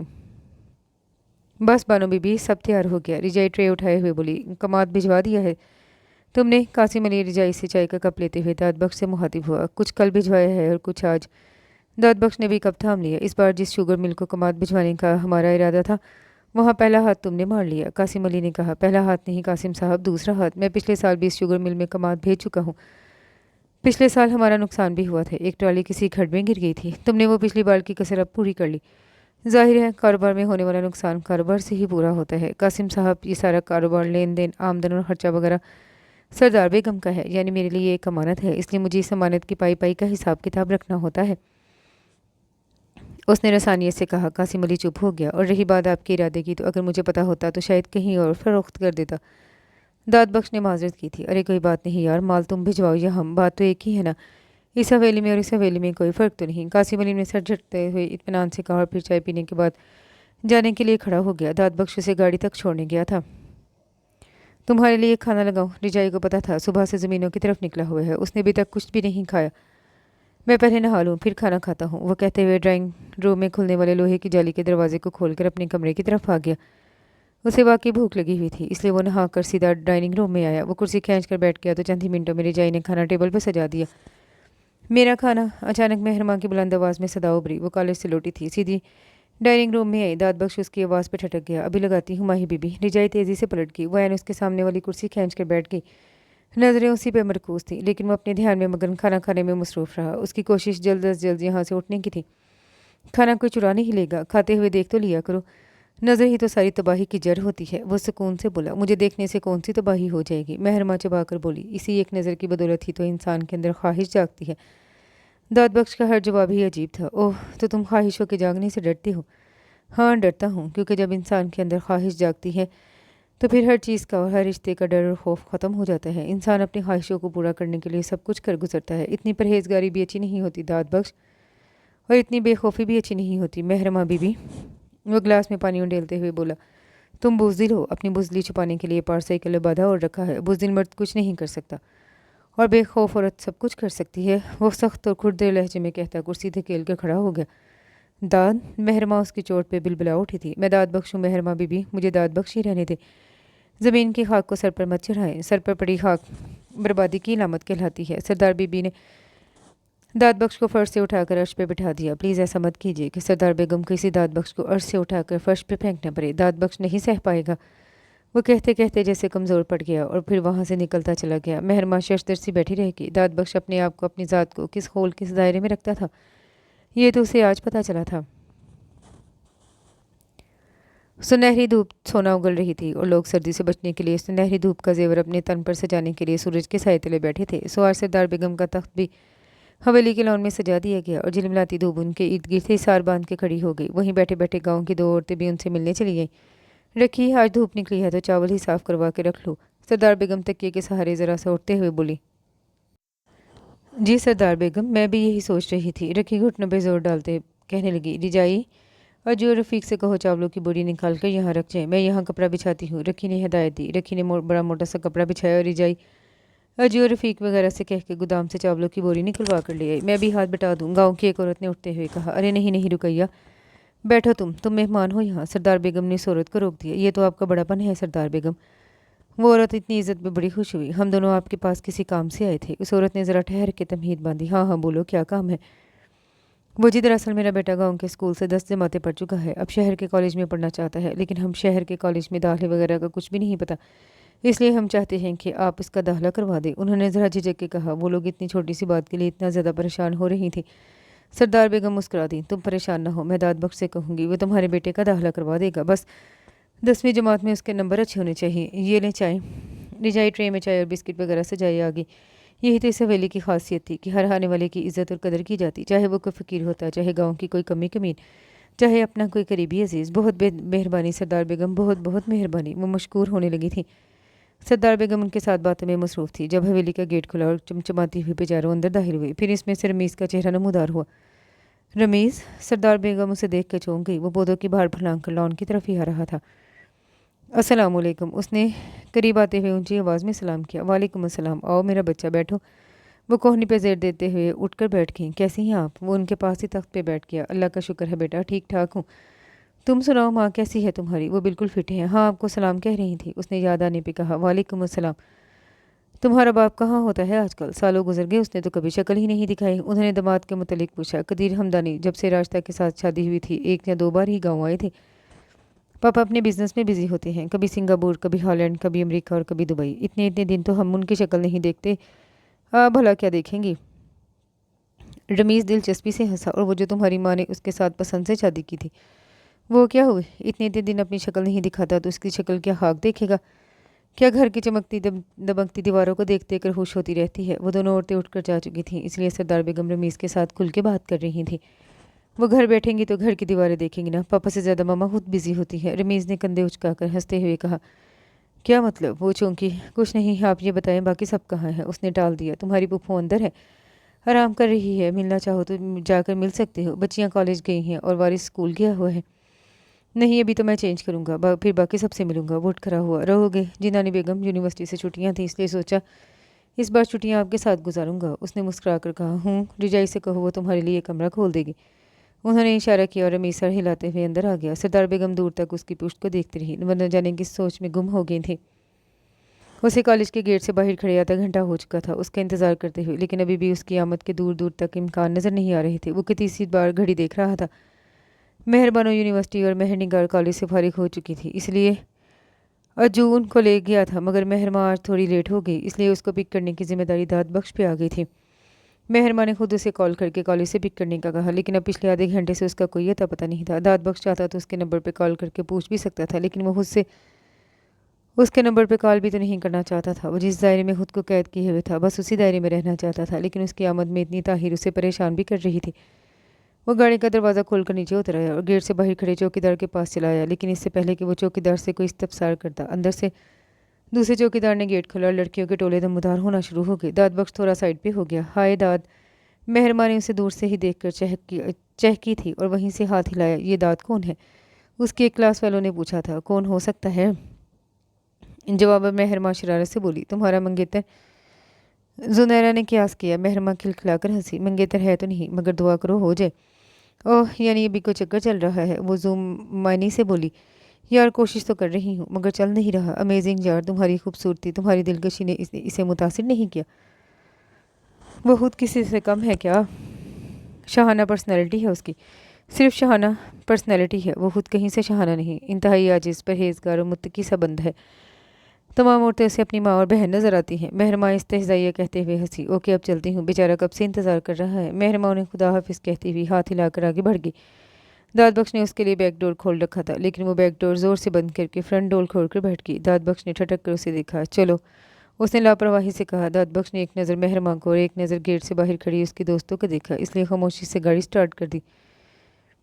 तुम्हें काफ़ी इंतज़ार करना पड़ा होगा। उसने सुकून से दाद बख्श की तरफ रुख मोड़ा। जी। उसने सिर्फ जी पे इत्तफाक किया। गुस्सा भी आया होगा? नहीं, उसने नफ़ी में गर्दन हिलाई। क्यों? ये तो मेरा काम है। सरदार बेगम पूरी उम्र किसी का इंतज़ार करने को कह दे तो पूरी उम्र बैठकर इंतज़ार करता रहूँगा। ये तो महज चंद मिनटों का इंतज़ार था। तुम्हारी अपनी मर्जी चाहत कुछ नहीं है। वो ज़ुमानी अंदाज में बोली। मेहरमा बीबी, आपने इस हवेली में आँख खोली है, इसलिए ऐसी बातें सोच सकती हैं। सरदार बेगम ने मुझ पर एहसान किया है, मुझे मोहब्बत दी है, सहारा दिया है। मेरा सर ही नहीं, दिल भी उनके सामने झुका है। मैं अपनी हैसियत भूला नहीं हूँ। उसने महरमा के सवाल पर ढके छुपे अंदाज में अपनी हैसियत जता दी थी। दादी बेगम ने कभी भी तुम में और हम में कोई फ़र्क नहीं रखा, न ज़ात पात का न अपने पराये का। जितना प्यार हमको दिया उससे भी ज़्यादा तुम्हें दिया। हमेशा तुम्हारी बात को अहमियत दी, हर जिम्मेदारी तुम्हें सौंपी, हर भरोसा तुम पे किया। लेकिन तुमने फिर भी ये ऊंच नीच और हैसियत की दीवार उठा रखी है। दादी बेगम ने बकौल तुम्हें फर्श से उठाकर अर्श पे बिठा दिया, लेकिन तुम्हारी सोच आज भी उसी फर्श पे है जहाँ से उन्होंने तुम्हें उठाया था। मेहरमा ने उसे खड़ी खड़ी सुना डाली थी। मेहरमा बीबी, हकीकत हकीकत ही रहती है। मैं कौन हूँ, क्या हूँ, मुझसे बेहतर और कौन जान सकता है भला। ये तो सरदार बेगम की करम नवाजी है कि उन्होंने मुझ नाचीज़ की ज़िंदगी को संवार दिया, और अब मेरी ज़िंदगी का भी यही मकसद है कि उनकी खिदमत में वक्त गुजारूँ, उन्हें सुकून और आराम दूँ, ना कि मेरी ज़ात उनके लिए परेशानी का सबब बने। उसने कहते हुए सड़क की एक साइड पे गाड़ी रोक दी और नीचे उतर आया। आप प्लीज़ पीछे सीट पे आ जाएं। उसने पिछला दरवाज़ा खोल दिया था। क्यों? आप जानती हैं, मैं सिर्फ इतना जानती हूँ कि मैं तुम्हारे बराबर बैठना चाहती हूँ। वह हरदर्मी से बोली, मैं इस काबिल नहीं हूँ। वह अपनी बात पे कायम था। मेहरमा डैशबोर्ड से अपना बैग उठाकर तिलमिलाती हुई अपना गुस्सा जब्त करती फ्रंट सीट के उतरकर पिछली सीट पर आन बैठी। उसके बैठते ही दाद बख्श ने दरवाजे बंद किए और ड्राइविंग सीट पे आ गया। फिर बाकी का तमाम रास्ता वो बिल्कुल खामोश रही। उसकी खामोशी उसके गुस्से का इजहार थी। दाद बख्श ने सुकून का सांस लिया, लेकिन जैसे ही उसकी गाड़ी हवेली में दाखिल हुई वो ठटक गया। सामने ही रविश पे ब्लैक पेजारो खड़ी थी। रमीज साहब आए हैं, उसने हैरानी से सोचा और उसकी पेजारो के पीछे ही गाड़ी पार्क कर दी। क्या बात है जनाब, यहाँ मेहमानों को कंपनी देने का कोई रिवाज नहीं है क्या? मेहरमा शाल ओढ़े बालकनी में खड़ी थी और इसके पीछे रमीज भी वहीं चलाया। नीचे सब लोगों को कंपनी कम पड़ गई थी। क्या आपको मेरी कंपनी का ख्याल आ गया? यही समझ लो। रमीज जुमानी अंदाज में मुस्कुराया। फिर मायूसी होगी आपको। क्यों जनाब? मेरा मूड ख़राब है, इसलिए बेहतर है आप भी चुप रहें, मुझे भी चुप रहने दें। और हाँ, मुझे ये जनाब शनाब कहना अच्छा नहीं लगता, एहतियात कीजिएगा। उसने करारा सा जवाब दिया। तो फिर क्या कहूँ? मेहरमा वो दो टोक बोली। नहीं, मैं माँ ही कहूँगा, जैसे बाकी सब कहते हैं। हूँ, ठीक है। वैसे तुम्हारा मूड क्यों ऑफ है? रमीज़ ने उसे गहरी नज़रों से देखते हुए पूछा। मैं ज़्यादा पर्सनल सवाल पसंद नहीं करती, मेहरमा नागवारी से बोली। रमीज़ ने ज़रा सटपटाकर उसे देखा। वो सिर्फ ज़िद्दी और हठधर्म ही नहीं, खासी मुँहफट भी लग रही थी, और किसी मुँहफट से मरम्मत की तवक्का रखना इंतहाई बस था। रमीज़ को खासा मुश्किल प्रोजेक्ट लगी थी वो। आज तो खासी रूड भी हो रही हो। प्लीज़ रमीज़ भाई, वो झुंझला के बोली। सिर्फ रमीज़ भी कह सकती हो। ओके ओके रमीज़ साहब, प्लीज़, आपको बुरा लगेगा लेकिन मैं मजबूर हूँ, आपसे ठीक तरह से बात नहीं कर पाऊंगी। आप नीचे चले जाएं, बानो और नगार वगैरह आपको कंपनी देगी। रमीज़ को ताव आ गया, लेकिन फिर नज़रअंदाज कर गया। ओके मैं चलता हूँ, लेकिन इस उम्मीद के साथ कि सुबह तुमसे फ्रेश मूड के साथ मुलाकात होगी। रमीज़ वहाँ से चला गया था, लेकिन मेहरमा वहीं बालकनी में खड़ी रही और उसे खड़े खड़े काफ़ी देर गुजर गई थी। जब मेहरबानो अंदर दाखिल हुई। क्या बात है, क्या आज फिर दाद बख्श के साथ कोई झगड़ा हुआ है? मेहरबानों ने छूटते ही इस्तफसार किया। तुम्हें कैसे पता? मेहरमा ने मेहरबानों को हैरानगी से देखा। पूरी हवेली में एक वही तो है जो तुम्हारी बात से इख्तिलाफ करता है। यकीनन आज भी ऐसा ही कुछ हुआ होगा। आज तो तुम खालिद से अकेले ही उसके साथ आई हो। मेहरबानों ने काफ़ी दिल गहराई से मुशाहिदा किया था और दुरुस्त अंदाज़ा लगाया था। मेहरमा, तुम जिस रास्ते पर चल रही हो, अंजाम सोचा है तुमने? मेहरबानों का लहजा संजीदा था। अंजाम कोई भी नहीं सोचता, और जो अंजाम सोचता है वो आगाज़ भी नहीं करता। वो भी मेहरमा बानों के करीब आ खड़ी हुई। वो ज़माने और थे माही, जहाँ लोग दिल के कहे पे चल पड़े थे। ये ज़माना और है, यहाँ हर काम बाकायदा प्लानिंग से और सोच समझ कर किया जाता है, क्योंकि ये ज़माना बहुत फास्ट है, इंतहाई तेज़ रफ्तार और तेज़ धार। यहाँ मुँह के बल गिरने का और कुछ ले जाने का खदशा ज़्यादा होता है। मेहरबानों ने इसे समझाने की कोशिश की थी। तुम कहना क्या चाहती हो? यही कि तुम अपनी नादानी और बेवकूफ़ी से बाज आ जाओ। जिसे तुम बेवकूफ़ी और नादानी का नाम दे रही हो वो मेरे दिल की खुशी है बानो। मेहरमा तड़प कर बोली। तुम्हारे दिल की खुशी दादी बेगम के दिल का आज़ार बन जाएगी मेहरमा, और वो मुफ्त में मारा जाएगा। ये ऊंची हवेलियों वाले अपनी खुद सर बेटियों पे इल्ज़ाम नहीं डालते, उनके अताब का निशाना गरीबों के फर्जंद बनते हैं। दादी बेगम हम सब के लिए कितनी ही नरम खू से ही, लेकिन इस मामले में उनका जलाल भी देखने वाला होगा, निशाना दाद बख्श ही बनेगा। मेहरबानों ने हकीकत पसंदी से काम लेते हुए उसे साफ साफ बताया था। मेहरमा कितनी ही देर कुछ कह ना सकी। रिजाई, दाद बख्श कहाँ है? 2 दिन से कहीं नज़र नहीं आया। मेहरमा कॉलेज से वापसी पे लंच करने के लिए बैठी तो बेसाख्ता ही पूछ लिया। 2 दिन से उन दोनों का कोई आमना सामना नहीं हुआ था। इस बेचारे की तो तबीयत बहुत ख़राब है। हाजरा बेगम डाइनिंग रूम में दाखिल होते हुए उसकी बात सुन चुकी थी, लेकिन मेहरमा उनके जवाब पे बुरी तरह चूकी। क्या हुआ दाद बख्श को? उसने दूसरी बार भी रिजाई को ही मुखातिब किया। 2 दिन मजदूरों के पीछे भाग दौड़ करता रहा। ज़मीनों पे हल चलाना था। आधा काम मजदूरों ने किया, आधा उसने खुद किया। शाम के वापस आकर नहाने घुस गया। इतनी मुशक्क़त करने के बाद जिस्म गर्म था, इसलिए ठंडे पानी से नहाने की वजह से बुखार हो गया। अभी उसे चाय देकर आई हूँ। उसका गला भी ख़राब हो रहा है था। रिजाई ने काफ़ी तफसीली जवाब दिया। महरमा की परेशानी दो चंद हो गई, लेकिन हाजरा बेगम की मौजूदगी के बायस इजहार नहीं किया। बहुत ही मेहनती और अच्छा बंदा है दाद बख्श। सरदार बेगम का ऐसा मुलाजिम आने वाली कई नस्लों में भी नहीं मिलेगा। हाजरा बेगम ने तंजिया सराहा। दाद बख्श मुलाजिम नहीं है अम्मा बेगम। महरमा उनकी तरफ रुख मोड़ते हुए चबाकर बोली। तो फिर क्या है? उन्होंने तो मस्खर उड़ाया। ये सवाल आप दादी बेगम से जाकर करें।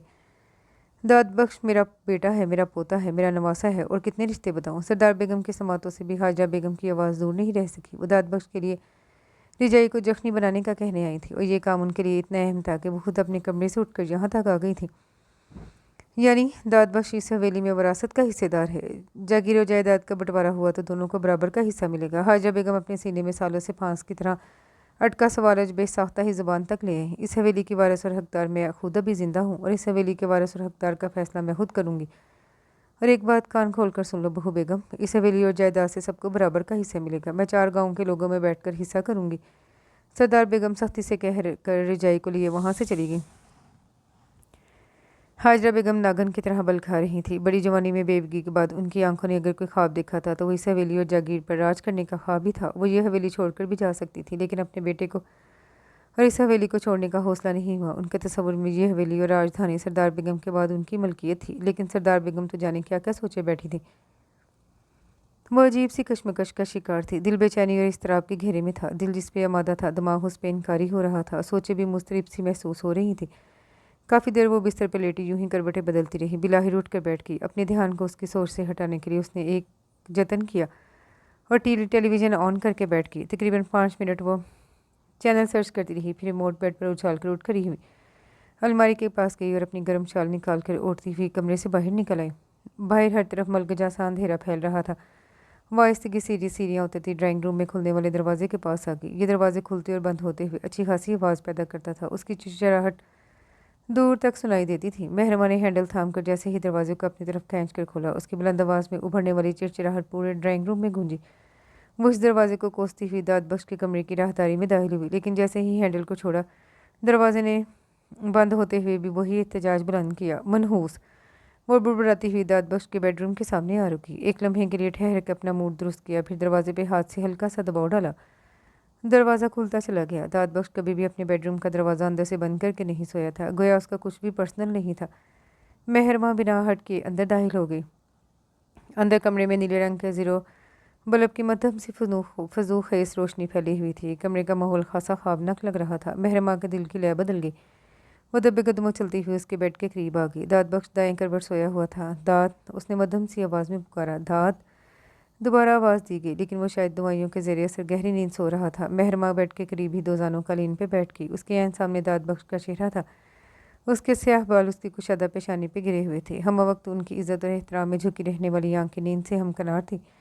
स्याह घनी मूंछों तले दबे कटावदार होंठ नरमी से भिंचे हुए थे, और 2 दिन की भरी हुई शेफ भी महरमा की अमीक निगाह से महफी नहीं रह सकी। दाद बख्श, न जाने किस माँ के लाल हो तुम। तुम्हारी जवानी तो उसने देखी नहीं, देख लेती तो फख्र करती। तुम्हें पैदा करने पे इतराती। आहिस्तगी से अपना हाथ शाल से निकाला और उसकी पेशानी से बाल हटाकर उसकी पेशानी पे रख दिया। उसकी पेशानी बुरी तरह तप रही थी, लेकिन दाद बख्श ठंडे हाथ के सर्द लम्स पे करंट खा के बेदार हुआ। वो तरफ के उठ बैठा। महरमा बीबी, उसने मलगजे से अंधेरे में भी उसे पहचान लिया। कैसी तबीयत है तुम्हारी? मैं तुम्हारी तबीयत पूछने आई थी। महरमा ने खुद ही हाथ बढ़ाकर साइड टेबल पर रखा छोटा सा लैम्प चला दिया। मेरी तबीयत? मगर इस वक्त?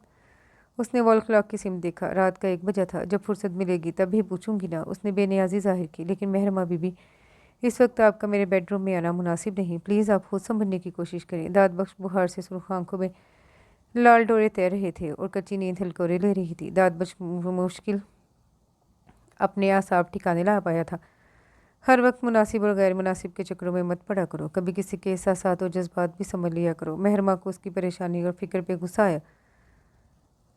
दाद बख्श ने कंबल हटाकर पाँव बेड से नीचे उतारे थे। अब तुम उठ क्यों रहे हो? मेरे सर पे बदनामी खड़ी है और मैं सोया रहूं? व्हाट? अब मैं तुम्हारे लिए बदनामी हो गई हूँ? वो तिलमिला कर बोली। जहाँ कोई मजबूत रिश्ता ना हो वहाँ बदनामी ही होती है। मेरे और आपके दरमियान कोई रिश्ता नहीं है। उसने स्लीपर पहने और खड़ा हो गया। कहाँ जा रहे हो? महरमा चबाकर बोली। उसे गुस्सा आ रहा था। कमरे से बाहर। तुम कहीं नहीं जाओगे। बाहर बहुत ठंड है। मैं आपको भी तो अपने कमरे से नहीं निकाल सकता। दाद बख्श ने कुर्सी पर रखी अपनी गर्म चादर उठाई। बुखार से तपते हुए वजूद पे माहौल की खनकी तेज़ाब की तरह महसूस हो रही थी। तुम खुद भी कहीं नहीं जा सकते। बैठो यहाँ। मेहरमा ने दाद बख्श के सीने पे हाथ रख के उसे पीछे बेड की तरफ धकेला। बैठो। मेहरमा ने उसे बिठा के छोड़ा। कंबल ओढ़ो और पाँव अंदर करो। उसने दाद बख्श के पाँव से स्लीपर भी निकाल दिए, लेकिन वो अपनी जगह पे दम बहुत सा रह गया। एक अर्श पे उसे सरदार बेगम ने बिठाया था और एक अर्श पे मेहरमा वली बिन मोहम्मद बिठा रही थी। दाद बख्श की नज़रें मेहरमा पे गड़ी थी, वो जो उसे आंख उठाकर भी नहीं देखता था, आज आंखें फैलाए उसे देख रहा था। उसने नज़र उठाकर दाद बख्श को देखा, लेकिन उसे अपनी तरफ ही देखते पाकर उसकी पलकें बेसाख्ता झुकी। वो सरता पाँव उसके सामने थी, उसकी मोहब्बत और एक नज़र अनायत की मुंतज़िर। उसके रोम रोम से दाद बख्श की मोहब्बत की महक उठ रही थी। वो सरापा संदल बनी हुई थी। दाद बख्श चाहता तो अपने घुटनों पे रखे उसके हाथों पे अपने हाथ रखकर उसकी मुंतज़िर मोहब्बत को कबूलियत की सनद दे सकता था, लेकिन अगर वो ये चाहता तो और बहुत कुछ खो देता। और इस बहुत कुछ में सरे फरिश्त सरदार बेगम का एतबार और अपने किरदार का फ़ख्र था, और वो दोनों चीज़ें ही नहीं खो सकता था। बस उसे इस वक्त इस लम्हे को खोना था। सो उसने खो दिया। वो मेहरबा वली मोहम्मद के हाथ बेमरवती से झटक कर खड़ा हो गया और दूसरे ही लम्हे कमरे से बाहर निकल गया, और मेहरमा अपनी जगह पे पथराई हुई बैठी रह गई थी। वो लॉन के बीचों बीच खड़ा इंतहाई गहरी गहरी सांसें ले रहा था। माहौल में शामिल दबीज धुन के बायस ज़मीन से अजीब सी महक उठ रही थी, और इस महक में कच्ची मिट्टी की आमेजिश महसूस हो रही थी।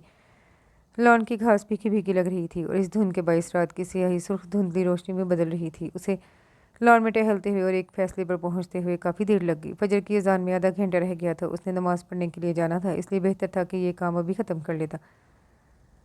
उसने सरदार बेगम के कमरे के बाहर ठहरते हुए एक पल के लिए सोचा, फिर दस्तक दे डाली। सरदार बेगम तहज्जुद के वक्त उठती थी, सुबह सूरज की पो फटने तक जागती रहती। इस दौरान वो कुरान पाक, नमाज और वजीफ़ा पढ़ती रहती, और गरीब से इबादत से फारिग हो जाती तो तस्बीह लेकर अपने बिस्तर में बैठ जाती। वो शायद कुछ पढ़ रही थी, इसलिए दाद बख्श की दूसरी दस्तक पे भी जवाब मौसूल नहीं हुआ, और बिलाहिर तीसरी दस्तक देने के बाद दरवाज़ा धकेल कर अंदर दाखिल हो गया।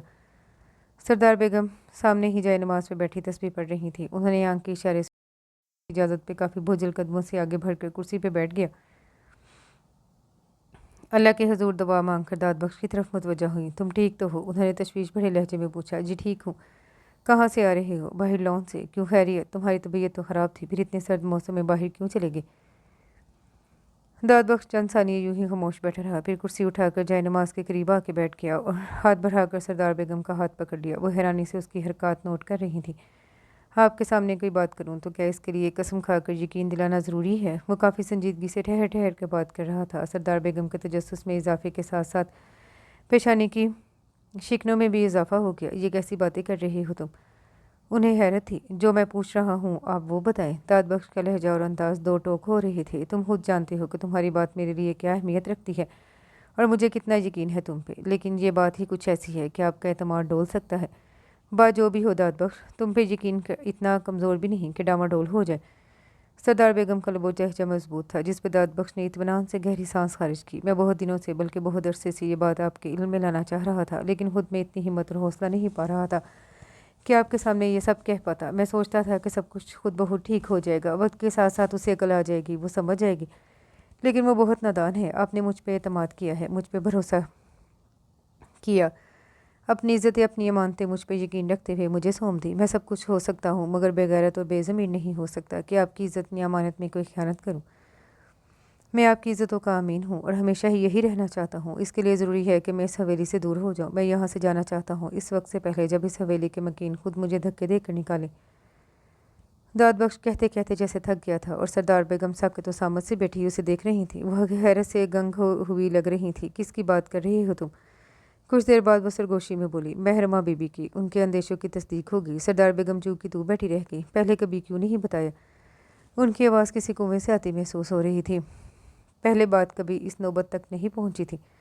नौबत? उन्होंने इस्तफहामिया नज़रों से देखा। आज रात वो मेरे कमरे में आ गई मेरी इयादत के लिए। मुझे पता ही नहीं चला कि वो कब आई। मैं दवाइयों की वजह से नींद में था, और पता तो तब चला जब महरमा बीबी ने मेरी पेशानी पे हाथ रखा। दाद बख्श ने आज सारे राज यहाँ कर दिए और अपने ज़मीर पे रखा बोझ भी उतार फेंका। अब सरदार बेगम चाहे जो भी फैसला सुनाती, मगर वो हल्का फुल्का आज़ाद हो चुका था। अब उसके ज़मीर पे कोई बोझ नहीं था कि वो सरदार बेगम से कुछ छुपा रहा था। आप प्लीज़ मुझे यहाँ से दूर भेज दें, उसने फिर कहा। उन्हें उकसाया? तुम्हें क्यों भेजूँ? उसे ही ना भेज दूँ? उन्होंने खुद कलामी के से अंदाज में कहा था, और दाद बख्श ठटक गया। कैसे? जैसे हर बेटी माँ बाप का घर छोड़ के जाती है। सरदार बेगम का लहजा मजबूत और फैसला कुन था। दाद बख्श हैरत से देखता रह गया। पिछले 4-5 दिनों से सरदार बेगम गहरी सोचों में डूबी हुई थी। उन्हें समझ में नहीं आ रहा था अपनी इज्जत को बेदाग कैसे रखें, लेकिन ऊपर वाला साथ देने वाला हो तो सब मुमकिन हो जाता है। 2 दिन हुए थे रमीज़ को वापस शहर गए हुए, और आज 2 दिन बाद रास्ता बेगम अपने शोहर कदीर हमदानी के हमरा हवेली चली आई। हाजरा बेगम अपने भाई को देखकर खूबा भगत कर रही थी, जबकि रास्ता बेगम आज राबिया बीबी बड़ी भाभी पे फिदा नजर आ रही थी। उन्हें बाकायदा पैगाम भेजकर कमरे से ड्राइंग रूम में बुलाया था और इन्हीं से बातें किए जा रही थी। इस चीज़ पे सरदार बेगम को भी हैरत हुई, लेकिन 1 घंटे बाद जब रास्ता बेगम ने अपना मुद्दा बयान किया तो सबको सब समझ आ गया। यहाँ तक कि ड्राइंग रूम में कदम रखते दाद बख्श के कदम भी थम गए। अम्मा बेगम, आप जानती तो है ना कि मेहर माँ के लिए दिया हुआ रमीज़ का प्रपोज़ल वली भाई ने खुद कबूल किया था। जब साजदा ने कासिम अली के लिए मेहरबानों को मांगा था तो मैंने मेहर माँ की पैदाइश के बाद यही सवाल किया था और वो खुशी खुशी मान गए थे। रास्ता बेगम क़यामत का जवाब दाद बख्श के सामने खुल चुका था। वो वहाँ से उल्टे कदमों वापस पलटा। मेहरबानों बड़ी हुई तो साजदा ने इस रिश्ते का बाकायदा ऐलान किया। मंगनी की थी, फिर तुमने ऐसा क्यों नहीं किया? सरदार बेगम का लहजा तीखा हो गया। मैं ऐसा कैसे करती अम्मा बेगम? आजकल के बच्चों को तो आप जानती हैं, ज़रा सी उनके मिजाज के ख़िलाफ़ बात करो तो इतने दिन उनके मूड ही ऑफ रहते हैं। मैं डरती थी कि न जाने बच्चों की पसंद और नापसंद क्या होगी, लेकिन शुक्र है कि रमीज़ को खुद बहुत ही मेहर माँ का ख्याल आया। वो उसे पसंद करने लगा है, शादी पे आमादा है, और इसीलिए मैं आज भागी भागी चली आई हूँ। रास्ता ने चहक कर कहा, तुम और तुम्हारा बेटा तो आमादा हो, लेकिन ये भी देखना है कि मेहर माँ और मेहर माँ की वालदा क्या कहती हैं। उन्होंने बेटी को धीरज रखने का कहा था। मगर अम्मा, इसमें कहने ना कहने की बात कहाँ से आ जाती है? रिश्ता तो पहले ही हो चुका है। राबिया भाभी भी जानती हैं, ये इस रोज़ पास ही तो थी। रास्ता बेगम ने हैरत और ताज्जुब का इज़हार किया। इस रोज़ और आज के रोज़ में बड़ा फ़र्क है मेरी बच्ची। लेकिन अम्मा बेगम, ज़बान तो वही है ना? रास्ता ने ज़ोर देकर कहा। ज़बान देने वाला मर चुका है, वो बेतासुर अंदाज में बोली। रास्ता बेगम अपने शोहर कदीर हमदानी और फिर राबिया बीबी को देख कर रह गई। ये क्या कह रही हैं आप? ठीक कह रही हूँ मैं, तुम ये रिश्ता तकरीबन भुला चुकी थी, अब अचानक कैसे याद आ गया? इस बार रास्ता थोड़ा सा खिसिया गई, लेकिन फिर संभलने में भी चंद सेकंड ही लगे। अम्मा बेगम, वजह आपको बताई तो है, मैं सिर्फ बच्चों की वजह से चुप थी, और हम भी बच्चों की वजह से ही चुप हैं। क्या मतलब है आपका? मतलब तुम्हें सोच समझ कर बताएंगे। मगर अम्मा बेगम, राशिदा ने कुछ कहना चाहा। कुछ वक्त दो हमें। वो वहाँ से उठ खड़ी हुई। ये कैसे हो सकता है? मेहरमा का दिमाग घूम गया। वो एक झटके से सोफे से खड़ी हो गई थी। ये हो चुका है, मेहरबानों ने रसानियत से कहा। मैं रमीज़ भाई के साथ शादी नहीं करना चाहती। वजह? मेहरबानों यूँ पूछ रही थी जैसे अनजान हो। वजह तुम जानती हो मेहरबानों? मैं जानती हूँ ना, दादी बेगम नहीं जानती। मेहरबानों ने कंधे झटके। तो तुम बता दो उनको, मैं किसी पे जुल्म नहीं कर सकती। जुल्म? मगर किस पे? मेहरमाँ को हैरत हुई। दाद बख्श पे। इसमें दाद बख्श कहाँ से आ गया? इसमें दाद बख्श को तो तुम ही लेकर आई हो माही। तुम्हारे किए धरे की सज़ा दाद बख्श को मिलेगी। उसका इस हवेली के सिवा और कोई ठिकाना नहीं। माही, उसे जलील मत करो। यहाँ से निकाला गया तो कहाँ जाएगा? मेहरबानों से समझाने के लिए एक बार फिर नाकाम कोशिश की। यहाँ से क्यों निकाला जाएगा? अगर दादी बेगम को वाकई उससे मोहब्बत है तो वो इसे कभी नहीं निकालेंगी। ये तो बात की बात है ना कि क्या होगा। अभी तो सिर्फ ये सोचना है कि मेहरबानों, मैं कुछ भी सोचना और समझना नहीं चाहती। मैंने जो कह दिया बस कह दिया। मैं रमीज़ भाई से शादी नहीं करूँगी। मेरी तरफ से इनकार है। मेरा इनकार दादी बेगम तक पहुँचा देना। वो कह के वहाँ से चली गई और मजबूरन मेहरबानों ने उसका इनकार दादी बेगम के हजूर पेश कर दिया, जिस पर उन्होंने मेहरमा को अपने कमरे में तलब किया। और मेहरमा दिल में बहुत से इरादे बांध के उनके हुक्म पे हाजिर हो गई। जी दादी बेगम, आपने मुझे बुलाया था? उसने उनके रूबरू बैठते हुए सर झुकाकर धीमे लहजे में पूछा, लेकिन उसकी सरकशी की बू उसके एक एक अंदाज से महसूस हो रही थी। तुमने रमीज़ के लिए इनकार किया है? जी, उसने इतराफ़ किया। मैं तुमसे इनकार की वजह नहीं पूछूंगी, बल्कि ये पूछूंगी कि क्या वो भी इस इनकार में शामिल है जो इस इनकार की वजह है। सरदार बेगम का सवाल मेहरमा को परेशान करने के लिए काफ़ी था। देखो मेरी जान, मैं कसूल परस्त और इंसाफ पसंद जागीरदार की बीवी हूँ। आज से बहुत साल पहले राशिदा ने कदीर को पसंद किया और मुझसे छुपाया था, लेकिन जब बात शादी पे आई तो उसे अपना राज खोलना पड़ा। उसने चौधरी इम्तियाज़ के रिश्ते से इनकार किया, लेकिन मैंने इनकार की वजह नहीं पूछी, बल्कि सिर्फ इतना कहा था कि जिसके साथ रुखसत होना चाहती हो उसे अपने साथ ले आओ। वो आकर तुम्हारा हाथ मुझसे मांग ले। उसने कदीर से रब्ता किया। वो अपने माँ बाप के साथ हाजिर हो गया। उन्होंने हाथ मांगा। मैंने बेटी को धूमधाम से उसके साथ रुखसत कर दिया, क्योंकि मुझे पता था मैं अगर इनकार या इख्तिलाफ़ करूँगी तो भी कोई फ़ायदा नहीं होगा, बल्कि उल्टा मुझे सारी ज़िंदगी उसकी तरफ से धड़का लगा रहेगा। इसलिए मैंने वो धड़का ही ख़त्म कर दिया, इज़्ज़त और शराफत के साथ। वो बात करते करते लम्हा भर को गोया सांस लेने को रुकी।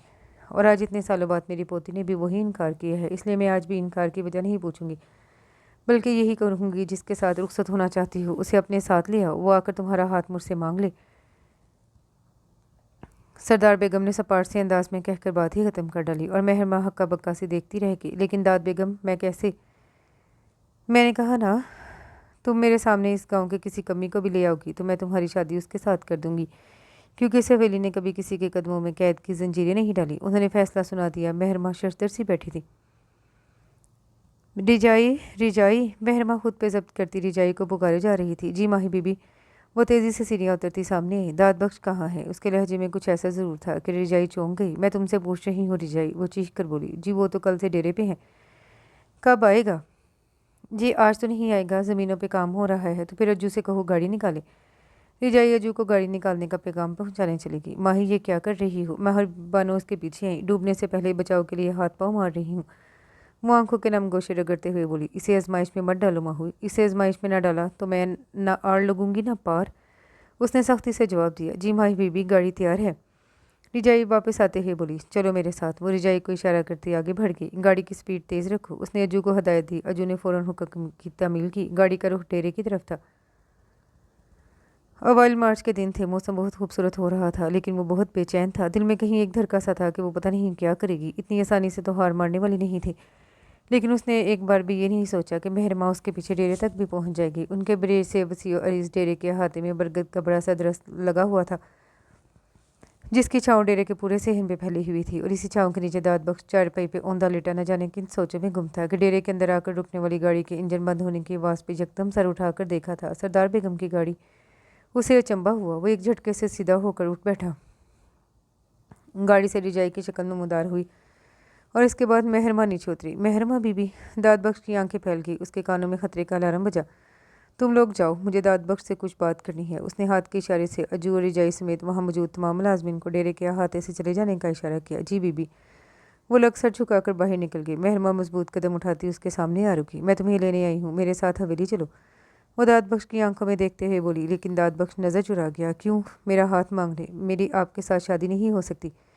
क्यों नहीं हो सकती दाद बख्श? क्योंकि मैं करना ही नहीं चाहता। उसने साफ साफ कह दिया। दाद बख्श, तुम किसको धोखा दे रहे हो, मुझको या फिर अपने आप को? महरमा ने उसे गिरेबान से पकड़ लिया। महरमा बीबी, धोखा तो आप दे रही हैं, वो भी सिर्फ अपने आप को। उसने तलखी से कहा, तुम मुझसे नज़र मिलाकर बात क्यों नहीं करते? वो उसका गिरेबान झोर झोर कर बोली, मैं गुस्ताख होने से डरता हूँ, तुम बुज़दिल हो, हकीकत के सामने आने से डरते हो। आप चली जाएं बीबी, एक तरफा सिलसिले पायदार नहीं होते। उसने जब्त करते हुए रुख मोड़ा। एक तरफा? मेरी तरफ देखकर कहो दाद बख्श कि महरमा वली मोहम्मद के तमाम सिलसिले एक तरफा हैं।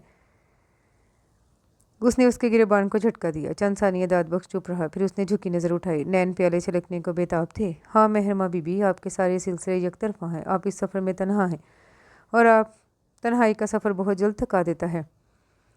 दाद बख्श, क्या तुम्हारे दिल में मेरे लिए कुछ भी नहीं? वो बेबसी से बोली। नहीं। उसने महरमा की आंखों में देखकर कहा और महरमा साकित हो गई। दाद।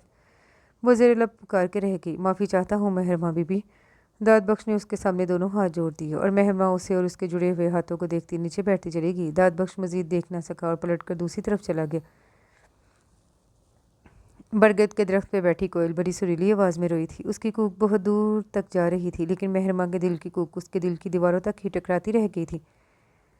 दो नैन तेरे दो नैन मेरे, जदों प्यार होया बन चार गए, ए आपो अपनी किस्मत सी, दो जीत गए दो हार गए। महरमा ने अपनी हिचकियों को दबाते हुए सर सीट की बैग से टिका दिया, लेकिन रुखसारों पर बहने वाले आंसू नहीं रुके थे।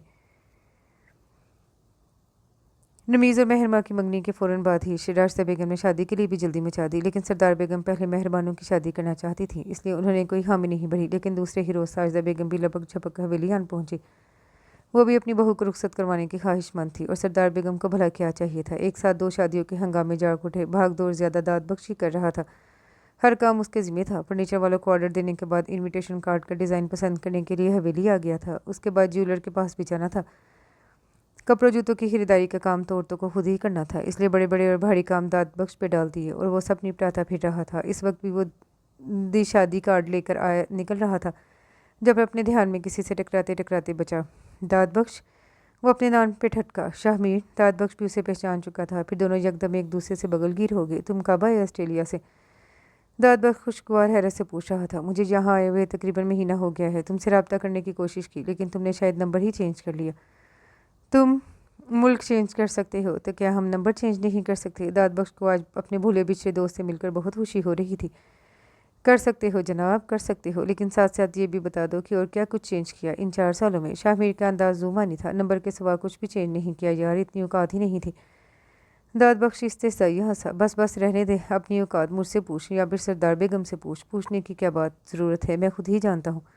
लेकिन तुम शादी कार्ड शॉप में क्या कर रहे थे? कहीं तुम शादी तो नहीं कर रहे? शाहमीर ने अंदाज़ा लगाया। दाद बख्श बेसाख्ता हंस दिया।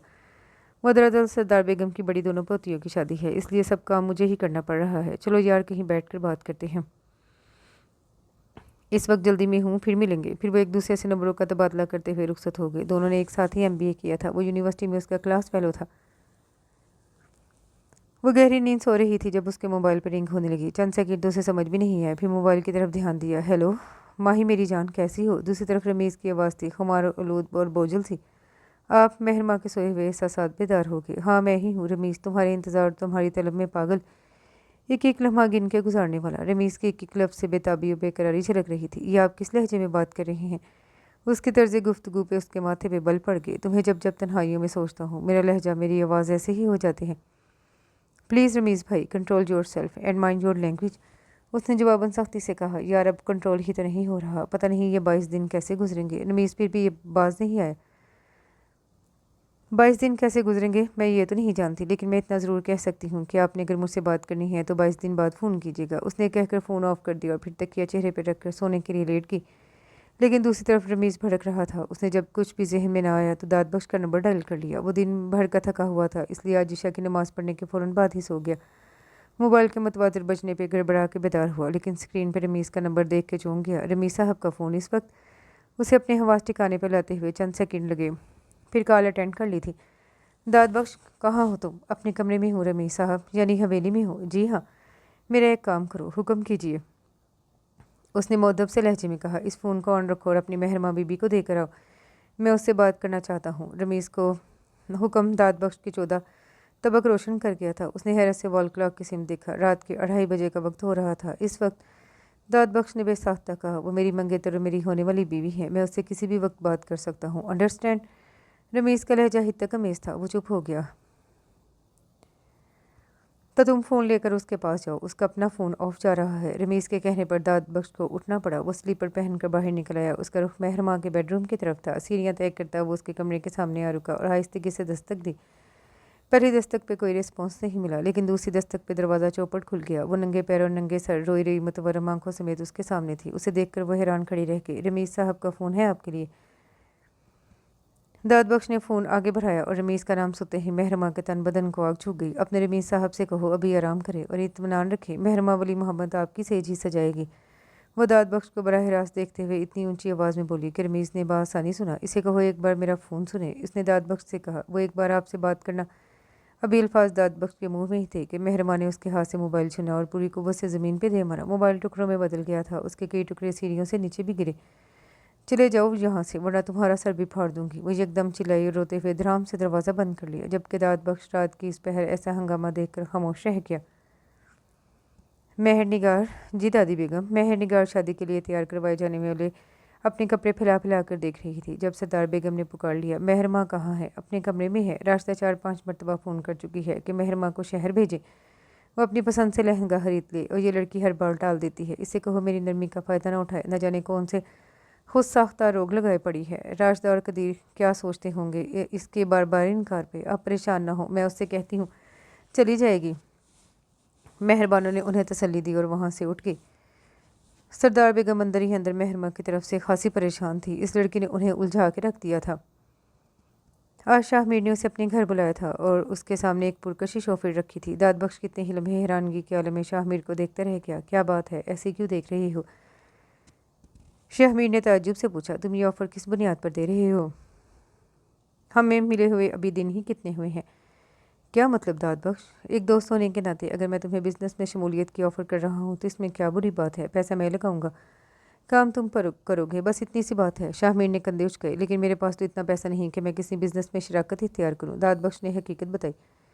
यार मैं कब कह रहा हूँ कि तुम पैसा लगाओ, मैं तो बस इतना कह रहा हूँ तुम काम करो, पैसा मैं लगाऊंगा। यार निकलो इस हवेली से, अपने फ्यूचर का कुछ सोचो, अपनी बीवी बच्चों का कुछ सोचो। शादी होगी तो क्या दोगे उन्हें? क्या सरदार बेगम ही बोझ उठाएंगी? शाहमीर ने उसे फैसले पे उकसाया। नहीं शाहमीर, ये तो मेरा भी अपने आप से अहद है कि जब तक कुछ ना कर लूँ शादी नहीं करूँगा। दाद बख्श का लहजा मजबूत था। तो फिर करो, देर किस बात की है?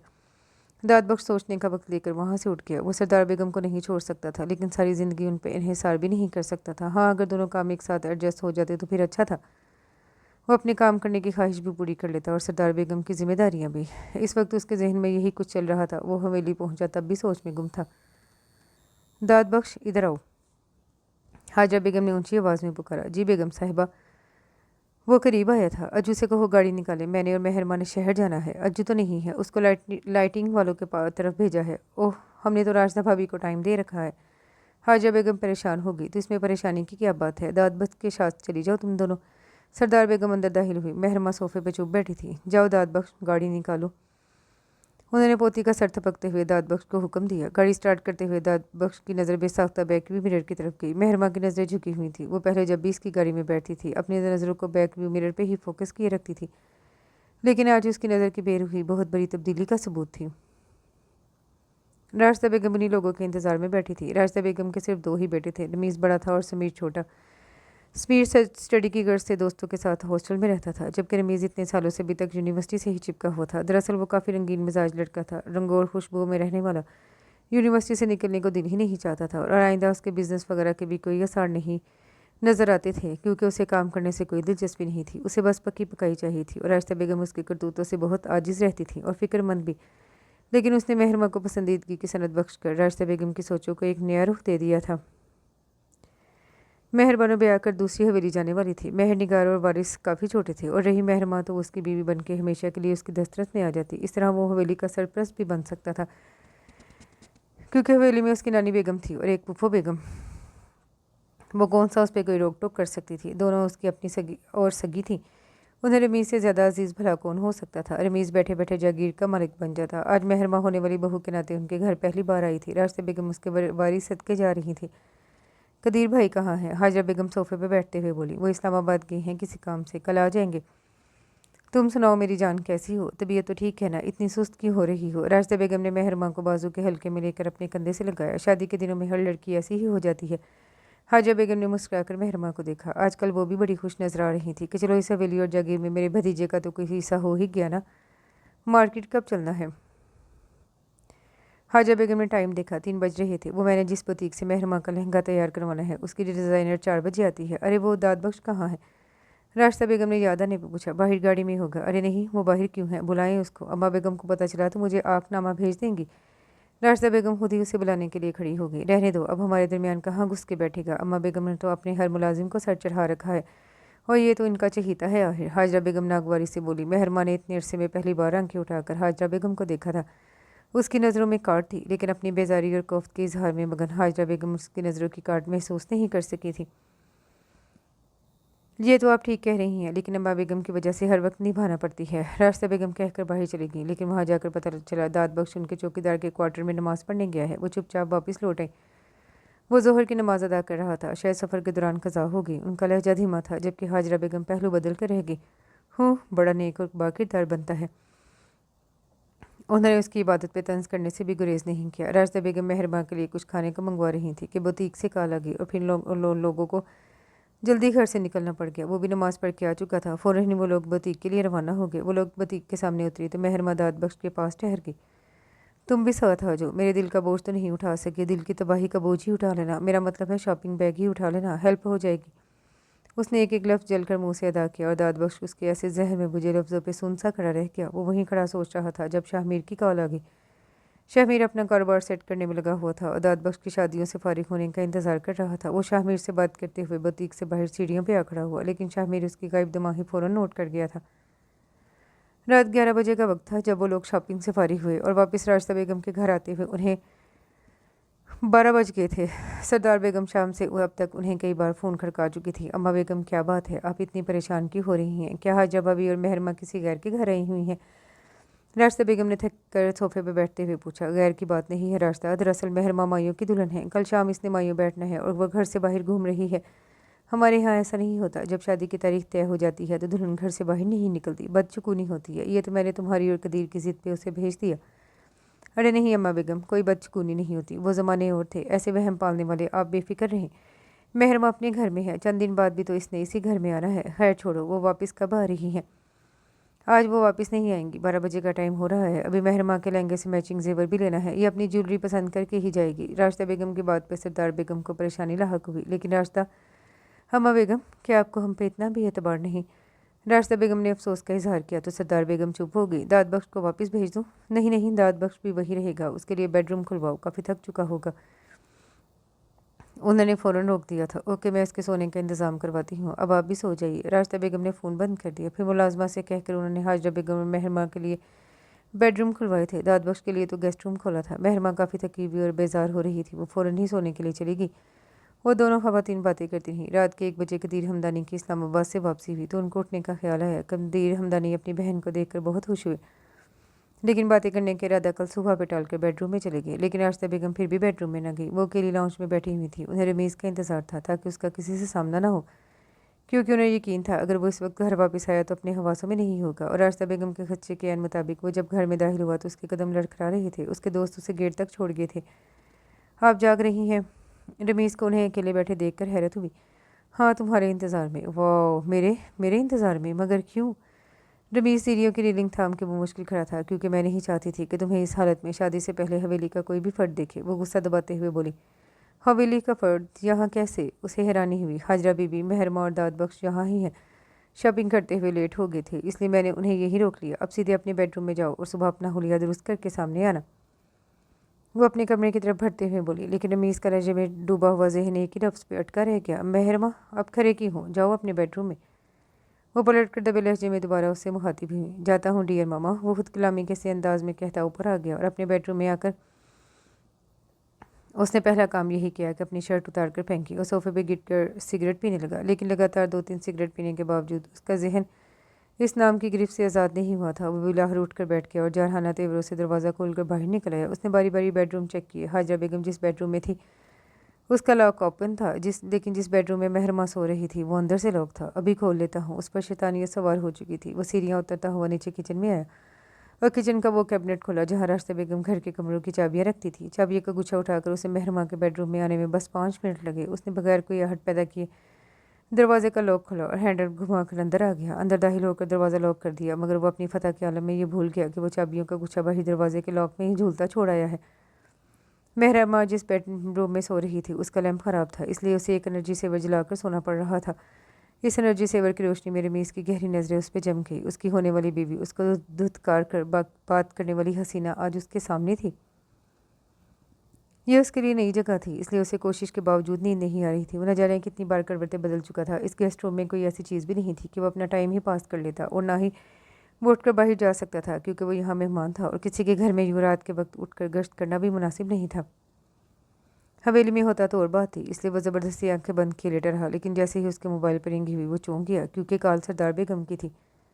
अस्सलामुअलैकुम। उसने उठकर बैठते हुए कॉल रिसीव की। क्या बात है, तुम जाग रहे थे? उन्हें इतनी जल्दी कॉल रिसीव होने पर हैरत हुई। जी, वो दरअसल नई और अजनबी जगह है, इसलिए नींद नहीं आ रही। उसने वजाहत दी। तो तुम रमीज़ के पास बैठ जाते थोड़ी देर के लिए। रमीज़ साहब घर पे नहीं थे, अभी थोड़ी देर पहले आए हैं, और इस वक्त मैं उनके पास क्या बैठता? उसने सर झटक कर कहा। क्यों, रमीज़ कहाँ गया हुआ था? शायद अपने दोस्तों के साथ गए थे। महरमा और हाजरा सो गई हैं? जी, वो तो सो गई हैं, लेकिन आप क्यों जाग रही हैं इस वक्त? बस मेरा बच्चा, मेरा दिल यूं ही लेटे लेटे घबराने लगा तो मैं उठकर बैठ गई। आज वली मोहम्मद और उसके बाप की बहुत याद आ रही थी। आज वारिस की माँ घर पे नहीं थी, इसलिए वो मेरे पास सोने के लिए आ गया, और इसकी सूरत देख देख कर वली मोहम्मद की शक्ल आंखों में घूमने लगी। दिल पे उदासी छा गई। सरदार बेगम की आवाज़ में नमी उतर गई। सरदार बेगम, इतनी उदासी और मायूसी, वो भी आपके लहजे में? दाद बख्श ने हैरत का इजहार किया। दाद, मेरे बच्चे, मैं भी इंसान हूँ, बूढ़ी हो चुकी हूँ, मगर अपने बच्चों के लिए खुद को जवान रखती हूँ। लेकिन कब तक ऐसा करूँगी? अब तो यही दुआ है, अल्लाह ताला मेरी पोतियों को आबाद करे और मुझे जीते जी तुम्हारी खुशियाँ देखना नसीब करे। उन्होंने भीगे लहजे में कहते हुए दुआ दी थी। इंशाल्लाह ऐसा ही होगा, और अल्लाह आपका साया हमारे सरों पे सलामत रखे। वो भी दिल की गहराइयों से बोला। दाद, तो मुझे बताओ, महरमा ने अब तो तुमसे कोई बात नहीं की? सरदार बेगम की सोई महरमा पे आंडू की, लेकिन इससे पहले कि उन्हें जवाब देता, किसी की चीखों की आवाज़ पे दाद बख्श बुरी तरह चौंक गया। दाद बख्श, तुम चुप क्यों हो गए? वो बाहर किसी के चीखने की आवाज़ आ रही है, बाहर शोर सा है। वो इज्जत से कहता जूते पहन कर बाहर निकला। कैसा शोर है? सरदार बेगम के दिल पे हाथ पड़ा। महरमा बीबी की आवाज़ है, मैं देखता हूँ। दाद बख्श मोबाइल बंद करके जेब में डालता सीढ़ियाँ चढ़ गया। महरमा दरवाज़ा पीट रही थी, वो साथ ही चीख रही थी, बचाओ। वो बुलंद आवाज़ से पुकारी। तुम्हें कोई भी नहीं बचा पाएगा, इस वक्त सब नींद में डूबे हुए हैं। रमीज़ की खबा से ज़्यादा आवाज़ पे दाद बख्श के कदम तेज़ हो गए। उसने जाते ही दरवाजे को ठोकर मारी, लेकिन दरवाज़ा लॉक था। महरमा बीबी, दाद बख्श ने ऊंची आवाज़ में पुकारते हुए अपनी तरफ से उसे तसल्ली दी। दाद, दरवाज़ा खोलो दाद। वो माही बे आपकी मानिंद तड़पी और दाद की नज़र चाबियों के गुच्छे की तरफ गई। अल्लाह ताला ने खुद ही मदद की सबील निकाल दी थी। उसने तेज़ी से चाबी घुमाई, दरवाज़ा धड़ाम से खोल दिया। सामने महरमा के मुंह पर रमीज़ का हाथ जमा हुआ था और वो उसकी आवाज़ का गला घोंटना चाहता था, और दाद बख्श का महरमा को बगैर दुपट्टे की इस हालत में देखकर खून खोल उठा। उसने आओ देखा ना ताओ छूटते ही अपने फलादी हाथ का मुक्का रमीज़ के मुंह पर रसीद किया। रमीज़ को दाद बख्श से इस हरकत की तवक्का नहीं थी। जब ये अचानक हमले से बच न सका और पीछे की तरफ दीवार के साथ जा लगा, साथ ही मुंह से कराह निकली थी। दाद बख्श, ये क्या कर रही हो? हाजरा बेगम, कदीर हमदानी और रास्ता बेगम भी नंगे पैर भागते हुए ऊपर आए थे, लेकिन ऊपर महरमा के बेडरूम की सूरत हाल देखकर उनकी आंखें फट गई। महरमा की कमीज़ बाजुओं से फटी हुई थी, दुपट्टा नीचे कलीन पे मजरूह हालत में पड़ा था, उसके बाल बिखरे हुए और चेहरा थप्पड़ों के निशान से सुर्ख पड़ रहा था। हाजरा बेगम की टांगें लड़सने लगी। इस जलील को सजा दे रहा हूँ, इसका खून पी जाऊंगा मैं। उसने सरदार बेगम की इज्जत पे हाथ डाला है, मैं इसके हाथ काट दूंगा। दाद बख्श की आंखों से ही नहीं, मुंह से भी शोले निकल रहे थे। बस करो, क्या हो रहा है ये सब? रास्ता बेगम बेटे की दुर्गत बनते नहीं देख सकी थी। आप देख नहीं रही क्या हो रहा है? दाद बख्श एकदम थारा, ये तुम किस लहजे में बात कर रहे हो? रास्ता बेगम गुस्से से बोली, मैं इसी लहजे में बात कर रहा हूँ जिस लहजे को आप ठीक तरह से समझ सकेंगी। दाद बख्श ने पलटकर ज़मीन पर गिरा दुपट्टा उठाया और महरमा के गिर्द खुद ही लपेट दिया। इस वक्त वो कोई और ही दाद बख्श नजर आ रहा था, बेखौफ, निडर और गुस्सीला। एक लम्हे के लिए तो रोती बिलखती महरमा ने भी हैरत से उसे देखा। ये झूठ बोल रहा है माँ, मैं अपने बेडरूम में सोने के लिए जा रहा था कि मुझे महरमा के कमरे से बातों की आवाज़ आई।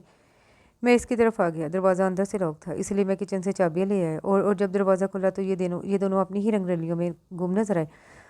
मुझे देखकर इन्होंने अपना इल्ज़ाम मेरे सर पर डाल दिया और इसने मुझे मारना शुरू कर दिया। रमीज़ ने मकारी की हद कर डाली, जिस पर दाद बख्श और महरमा अपनी जगह दम बहुत रह गए। जबकि रास्ते बेगम की आंखें चमक उठी, उन्हें बेटे का प्लान समझ में आ गया कि अब बचने का यही तरीका था। सुना सुना हाजरा भाभी, सुना आपने ये क्या गुलछड़े उड़ा रहे थे? ये हो रहा था यहाँ, रास्ता बेगम ने पाटदार आवाज़ में कहते हुए अपने सीने पे 2 हत्थर मारा था।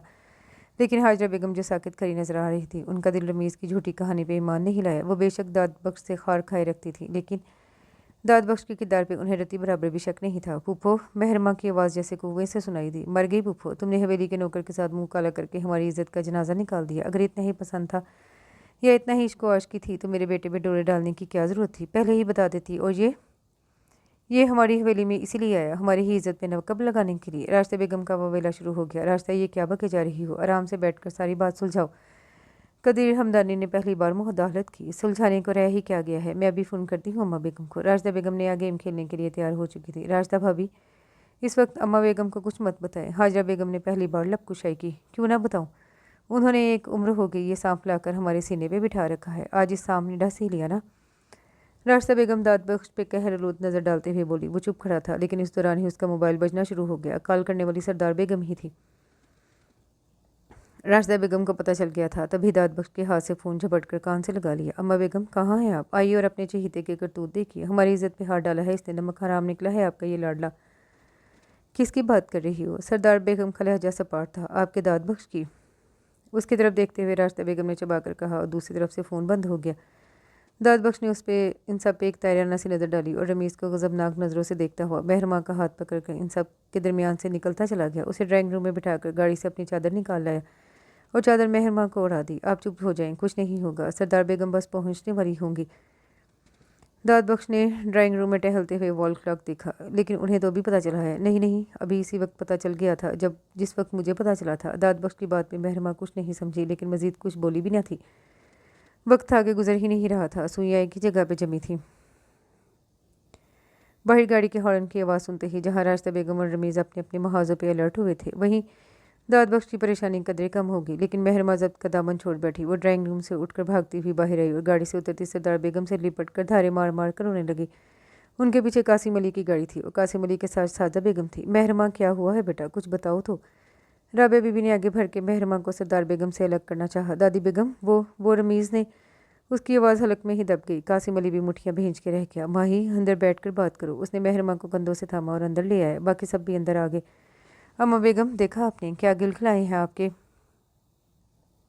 बस रास्ता, बस बंद करो अपनी ज़ुबान, पहले मुझे महरमा से पूरी बात सुन लेने दो। उन्होंने सख्ती से कहते हुए हाथ उठाकर उन्हें रोक दिया। ये आपको क्या बताएगी? कभी चोर ने भी अपनी चोरी बताई है क्या भला?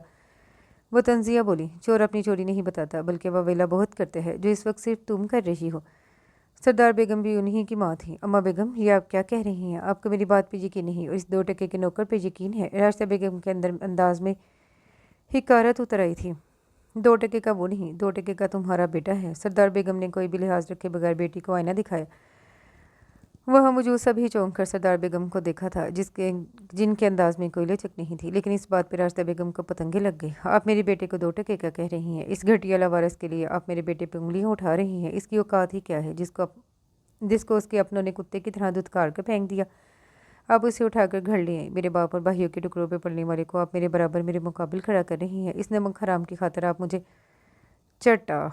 सरदार बेगम के बुरे हाथ में भी इस कदर ताकत आजमाई कि राशिदा बेगम को दिन में तारे नजर आ गए। अम्मा बेगम। साजदा ने लपक कर सरदार बेगम का बाजू थाम लिया। हटो पीछे साजदा, मुझे आज बताने दो कि दाद बख्श की औकात क्या है।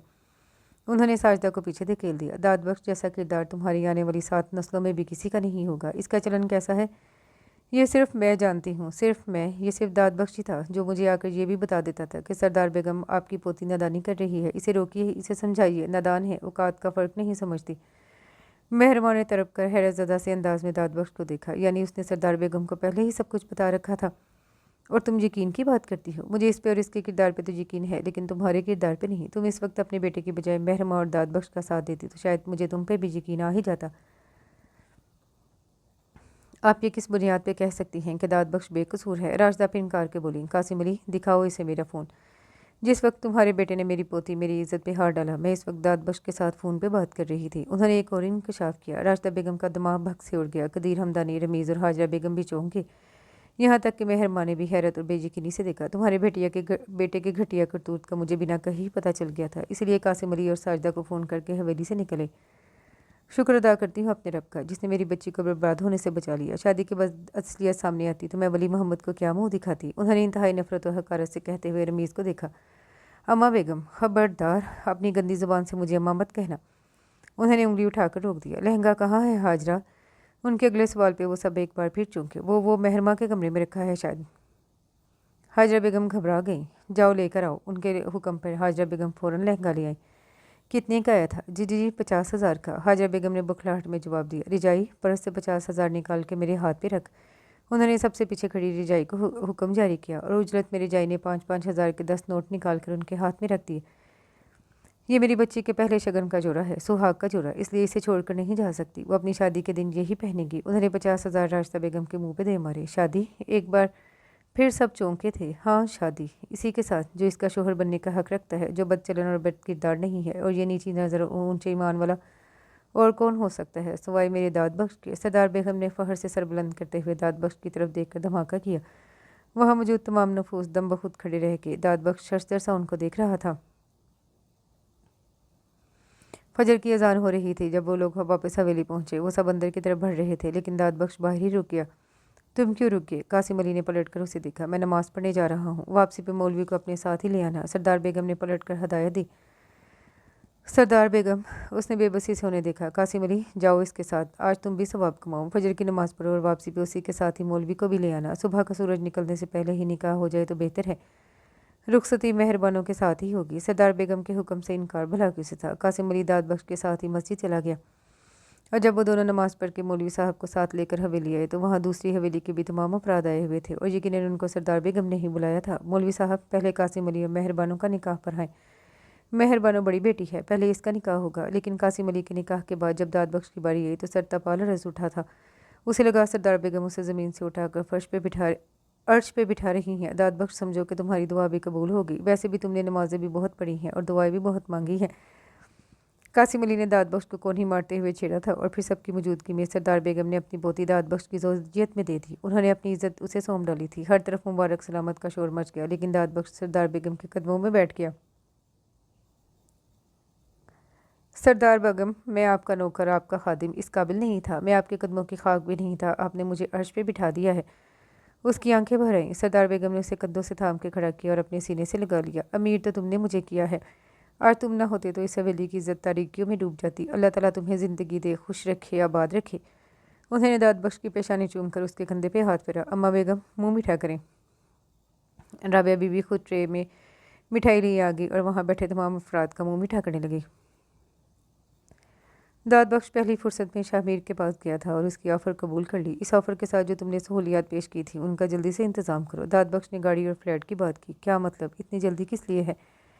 शाहमीर को हैरानी हुई। आज से ठीक 6 दिन बाद मेरी शादी है, उसने आहिस्तगी से कहा। किसकी, तुम्हारी? शाहमीर को अचंभा हुआ। वो महरमा बीबी की। लेकिन किसके साथ? मेरे साथ यार, और किसके साथ? सच? शाहमीर सोफे से खड़ा हो गया। अरे ये सब कैसे हुआ? बस यार, सब कुछ इतना अचानक हुआ है। दाद बख्श आहिस्तगी से बोला। तुम फिक्र ना करो, मैं तुम्हारा फ्लैट इन 6 दिनों में ऐसा तैयार करवाऊंगा कि तुम्हें खुद पे रश्क आएगा। शाहमीर ने छेड़ते हुए कहा। और गाड़ी? ओ यार, फिक्र क्यों करते हो? तुम्हारी गाड़ी को दुल्हनों की तरह सजा कर लाऊंगा, और दुल्हा को भी, शाहमीर ने खुश दिली से कहा। शाहमीर से ज़्यादा फैलने की ज़रूरत नहीं। उसे घूरते हुए खड़ा हो गया। क्यों, तुम्हें शर्म आ रही है? वैसे जिस लाड़े को शर्म आती है उस पर रूप भी बहुत आता है। शाहमीर हंस के बोला। बताने का शुक्रिया। क्या हम भी इनवाइटेड हैं? अरे यार, तुम ही तो इनवाइटेड हो मेरी तरफ से, और है ही कौन? ना माँ बाप, ना बहन भाई, ना कोई और रिश्तेदार, एक दोस्त ही तो है। दाद बख्श के लहजे में रंजीदगी उतर आई। अरे यार, अगर मैं हूँ तुम्हारी तरफ से तो मैं सारे रिश्ते निभाऊंगा। शाहमीर ने उसके कंधे पे हाथ रखा। थैंक यू शाहमीर, मुझे लगता है अल्लाह ताला ने तुम्हें मेरी मदद के लिए भेजा है। एनीवे, तुम ये बताओ, सरदार बेगम और उनकी हवेली का क्या करोगे? शाहमीर ने संजीदगी से पूछा। शाहमीर, तुम सच पूछो तो मैं सरदार बेगम को अकेला नहीं छोड़ सकता, ना आज न कल। लेकिन एक बात और है, मैं अब हवेली में रहना भी नहीं चाहता। हालांकि आज तक उन्होंने जो एहसान और करम नवाजियाँ मुझ पे की हैं वो शायद ही कोई दूसरा बंदा कर सकता है, लेकिन मैं अपनी बीवी की जिम्मेदारी खुद उठाना चाहता हूँ। पहली कमाई सरदार बेगम के हाथ पे ही रखूँगा, क्योंकि मेरी कमाई पे पहला हक उन्हीं का है। वो मेरी माँ भी हैं और बाप भी। जब तक वारिस बड़ा नहीं हो जाता मैं हवेली के तमाम काम, तमाम जिम्मेदारियाँ निभाऊँगा जैसे पहले निभाता रहा हूँ, लेकिन साथ साथ अपना काम भी करूँगा। वारिस ज़िम्मेदार हो गया तो मैं कल बिल्कुल हाथ हटा लूँगा, क्योंकि इस वक्त मैं ये सब कुछ छोड़ दूँ तो सरदार बेगम को बड़ी प्रॉब्लम होगी। दाद बख्श बगैर रुके बोलता चला गया और शाहमीर को उसके ख्यालात जानकर खुशी हुई। लेकिन हवेली जाकर जब इन्हीं ख्यालात का इजहार उसने सरदार बेगम के सामने किया तो वो चुप की चुप रह गई। सरदार बेगम, आप खामोश की होगी? उसने बेचैनी से पूछा। क्या बोलूँ? क्या बोलने के लिए कुछ बाकी है? तुम सारा कुछ तय करके अब मुझसे मेहर लगवाने आए हो? हाँ सरदार बेगम, सब कुछ तय करके आपके पास आया हूँ ताकि आप मुझे रोक ना सकें। सरदार बेगम, मैं अगर यहाँ रहा तो मेरी गर्दन और मेरी नज़र हमेशा के लिए झुकी रहेगी। मेरी औकात तो क्या, मेरी ज़ात भी नहीं रहेगी। मैं घर दामाद बन के किसी से नज़र नहीं मिला पाऊँगा, कभी सर नहीं उठा सकूँगा। आपकी इतनी मेहनतों से दिलवाई हुई तालीम रायगा जाएगी। सरदार बेगम प्लीज़, दाद बख्श कहीं भी चला जाए लेकिन आपके कदमों की खाक ही रहेगा। उसने कहते कहते उनके दोनों हाथ थाम कर चूमते हुए आंखों से लगा लिए। दाद बख्श को खुददारी पर उनका सर फखर से बुलंद हो गया। उनका इंतहाब सही था। वो खुद भी सोचती थी कि उनकी वफात के बाद दाद बख्श का ठिकाना क्या होगा। यहाँ लोगों के रवैये उनसे छुपे नहीं थे। उनकी ज़िंदगी में ये हाल था तो उनकी वफ़ात के बाद न जाने क्या होना था। जाओ मेरे बच्चे, अल्लाह ताला कामयाबियाँ तुम्हारे कदमों में बिछा दे। उन्होंने उसे मोहब्बत पाश और नामालूद आंखों से उसके माथे पे बोसा देकर दुआ दी। दाद बख्श ने बेसाख्ता उनकी पेशानी चूम ली। थैंक यू अम्मा बेगम, थैंक यू सो मच। तुम मुझे अम्मा कह रही हो? वो खुशी से सरशार होंगी। हाँ, अब मैं खुद से नज़रें मिलाने के काबिल हो गया हूँ। अब मुझे सरदार बेगम नहीं, अपनी अम्मा की सूरत नज़र आ रही है। वो उनको अपने मजबूत बाजुओं में भेज रहा था, अपनी खुशी का इजहार कर रहा था। सरदार बेगम ने बचपन से हज़ारों जतन किए थे कि उन्हें अम्मा बेगम या दादी बेगम कहे, लेकिन उसने रखी रजाई और रज्जू वगैरह की देखा देखी उन्हें सरदार बेगम ही कहा। वो खुद को नौकरों के दायरे में रखता था, लेकिन आज वो नौकरों के दायरे से निकलकर खुद एक रिश्ते के दायरे में महसूस कर रहा था। उसके हाथ पाँव आज़ाद हो चुके थे। उसने शाहमीर को फ़ोन करके सरदार बेगम की रजामंदी भी बता दी थी। इस सुपर लग्जरी फ्लैट का कोना कोना फूलों से सजा हुआ था। शाहमीर ने दाद बख्श का बेडरूम ही नहीं बल्कि ड्राइंग रूम, किचन और लाउंज में भी फूलों से डेकोरेशन करवाई हुई थी। इस फ्लैट में कदम रखते ही सफ़ेद मोती और सुर्ख गुलाबों के अंबार नजर आ रहे थे और महक इतनी मशहूर कुन थी कि कदम थम से गई। दिल के तार खुशबू की शरारतों से बजने लगे। जज्बात अब इतने मुअत्तर और पाकीज़ा थे कि दाद बख्श का अपना ही दिल पिघला जा रहा था। दिल की हालत उसकी पेशानी में चमकते कतरों से नजर आने लगी और वो इसी मुश्किल का शिकार था कि अपने जज्बात का इजहार इस पागल लड़के के सामने करेगा भी तो कैसे। दाद बख्श, शाहमीर ने उसे पुकारा। लगता है तू ख्यालों ही ख्यालों में अपने बेडरूम में पहुंचा हुआ है। उसने छिरा। पहुंचना भी चाहिए, अरे इतना टाइम हो रहा है। शाहमीर की अम्मी ने उठते हुए कहा। आज शाहमीर की फैमिली भी शादी में शरीक हुई थी। अरे नहीं आंटी, आप बैठिए ना, इतनी जल्दी उठने की क्या ज़रूरत है? दाद बख्श ने उन्हें रोका। वो लोग उन्हें घर तक छोड़ने आए थे। तुम सबके दरमियान बैठे हुए हो इसलिए तुम्हें जल्दी लग रही है, लेकिन अंदर दुल्हन अकेली बैठी है। उसे ये टाइम भी आधी रात लग रहा होगा। उठो, उसके पास जाओ। शाबाश। उन्होंने कंधा थपका। दाद बख्श मुस्कुराते हुए दरवाज़ा लॉक करके अपने बेडरूम में आ गया। इस वक्त 11:30 का टाइम हो रहा था, लेकिन तन्हाई की वजह से रात खासी गहरी महसूस हो रही थी। वो आहिस्तगी से दरवाज़ा खोल के अंदर आया तो कदमों की रवानी में कमी आ गई। अंदर हर चीज़ ही होशरुबा थी। अस्सलामुअलैकुम। उसने बेड पे बैठते हुए सलाम किया। मेहरबा ज़रा सा पीछे खिसकी और उसने उसके सलाम का जवाब भी नहीं दिया। वो उसकी इस हरकत पे छुपी नाराज़गी को अच्छी तरह समझता था, इसलिए सर खुजाते हुए सोचने लगा, अब क्या करूँ। देखिए मेहरमा बीबी, मैं आपका शोहर हूँ, मुलाजिम नहीं कि आपके नखरे ही देखता रहूँ। उसने मेहरमा का हाथ पकड़कर उसके सामने कर लिया और उसका घूंघट उलट दिया, लेकिन घूंघट के अंदर मेहरमा शर्जर सी हालत में आंखें फाड़े देख रही थी। ये सब तुमने कहा है? वो हैरत ज़दा थी। जी मैंने ही कहा है, और यकीनन आपकी समझ में आ गया होगा। दाद बख्श ने उसकी आंखों में झांकते हुए कहा। मुझे यकीन नहीं आ रहा दाद बख्श। वो वाकई हैरानी के समुद्र में गोताजन थी। आइए मैं आपको यकीन दिला देता हूँ। उसने मेहरमा को बाजू के हिसार में घिरा था, लेकिन वो जैसे होश में आ गई, ये एकदम तड़प के दूर हट गई। बस बस, तुम अपने यकीन अपने पास ही रखो। मेरे पास आने की और मुझे छूने की कोई ज़रूरत नहीं। मैं तुम्हारे लिए क्या हूँ खूब जानती हूँ मैं। वो तिनक गई थी। क्या जानती हैं आप? उसने मेहरमा का बाजू अपनी मजबूत गिरफ्त में ले लिया। यही कि मैं ज़बरदस्ती तुम पे मुसलत की गई हूँ। तुमने दादी बेगम की खातिर मुझे अपनाया है, वरना तुम्हारे दिल में और तुम्हारी ज़िंदगी में मेरे लिए कोई जगह नहीं थी। मैं रती बराबर भी अहमियत नहीं रखती तुम्हारी नज़र में। मेहरमा को आज मौका मिला तो अपने हिसाब किताब खोल कर बैठी। सरदार बेगम से मेरा क्या रिश्ता था कि वो मुझे एक दरबार से उठाकर घर ले आई, मुझे तालीम दिलवाई, मोहब्बत दी, इज़्ज़त दी। मैं उनके सामने सर नहीं उठा सकता था, कुछ जाके उनके घर की इज़्ज़त पे नज़र डालता। और रही आपकी अहमियत, तो अपनी अहमियत मेरे रब से पूछिए, जिससे मैं दुआएं करता था, और इन दुआओं में आपके नाम के अलावा कोई और नाम नहीं होता था। दाद बख्श के लफ्ज़ लफ्ज़ से सच्चाई की महक उठ रही थी। तो फिर तुम मोहब्बत से इनकार क्यों करते थे? क्योंकि इस वक्त मैं अपने आप को आपके काबिल नहीं समझता था। इस वक्त मैं खुद मुख्ताज था, किसी का दिया खाता था। आपको वो सब नहीं दे सकता था जिसका आप हक रखती थी। उसने मेहरमा का चेहरा दोनों हाथों में थाम लिया। मेहरमा की नज़र झुक गई और दाद बख्श ने उसकी झुकी पलकों पे अपने होंठों का लम्ब सजाकर उन्हें बोझल कर दिया। मेहरमा की हथेलियों में पसीना उतर गया और दिल का पंछी सीने के पिंजरे में फड़फड़ा के रह गया। दाद उसकी गिरफ्त में इस्तेहकाक बरा तो वो बुखला गई। अपनी शिद्दतों का तो हमेशा इजहार किया आपने, अब मेरी शिद्दतों का रास्ता मिला है तो बस तमाशा देखिए। उसकी आवाज़ की गंभीरता मेहरमा के रहे सहे ओसान भी खता कर गई। वो ऐसा रोमांटिक भी हो सकता है, उसने तो कभी सोचा भी नहीं था। कतरा कतरा पिघलती रात उनके मिलन पे खुल के मुस्कुराई थी। सुबह फजर के वक्त उसकी आंख खुली तो उसकी पहली नज़र मेहरमा के चेहरे पे गई, जो उसके बाजू पे सर रखे सो रही थी, लेकिन इनमें भी धीमी सी मुस्कान ने उसके लबों का अहाता कर रखा था। यूँ लग रहा था जैसे ये दायमी मुस्कान उसके लबों पे हमेशा के लिए ठहर गई हो। लैम्प की रोशनी उसके चेहरे पे पड़ रही थी और दाद बख्श अपनी सोई हुई दिलकश मिल्की ऐसी नजरें नहीं हटा सका था। बेख्तियार उसके चेहरे पे झुकते हुए उसकी मुस्कुराहट में अपनी मुस्कुराहट के रंग भर दिए। उसके दिलो दिमाग में खुमार छाया था और मेहरमा की आंखें पट से खुल गई। वो कोहनी के बल उसकी सिमत झुका हुआ था। तुम जाग रही हो।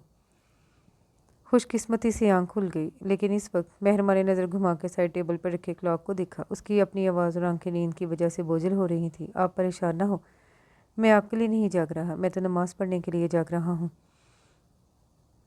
उसने मेहरमा के बाल चेहरे से पीछे हटाते हुए कहा और अपनी उंगलियों से उसके नर्म शफाफ गुलाबी होंठों को छूने लगा। तो फिर जाओ नमाज पढ़ो, अभी चंद मिनट है नमाज में, अभी अजान नहीं हुई। वो फिर किसी गुस्ताखी के इरादे से उस पर झुका, लेकिन मेहरमा ने तेज़ी से उसके सीने पे हाथ रख के रोक दिया। बहुत बेशर्म हो तुम, कहाँ तो नज़र उठाकर देखते ही नहीं थे और कहाँ अब नज़र हटा ही नहीं रहे। उसने हैरत से कहा, अगर नज़र हटा लूँ तो फिर आपको ही शिकवा होगा कि मैं नज़र भर के देखता ही नहीं। उसने शरारत से कहा, मेहरमा बीबी एक बात तो बताएं। उफ, एक तो ये बीबी का दुम चला न जाने का पीछा छोड़ेगा, तो और क्या कहूँ। वो मुस्कुराहट दबा के बोला, दाद बेगम।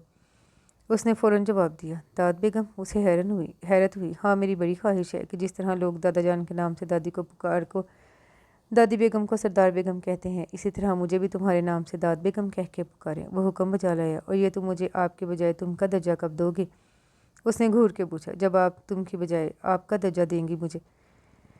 दाद बख्श का जवाब बरजस्ता था। मेहरमा अपनी गलती पे चुप हो गई, बल्कि सचमुच किस्सिया गई। I am sorry, it's okay, आइंदा से ही। वो हंसा, अजान हो रही है, मैं जानता हूँ। आप भी उठकर फ्रेश हो जाएं और नमाज़ पढ़ ले। वो कंबल हटाकर उठ गया और नहाकर नमाज़ पढ़ने के लिए मस्जिद चला गया। उसके पीछे मेहरमा भी उठ गई। उसने शावर लिया, वज़ू किया और नमाज़ पढ़ने के लिए खड़ी हो गई।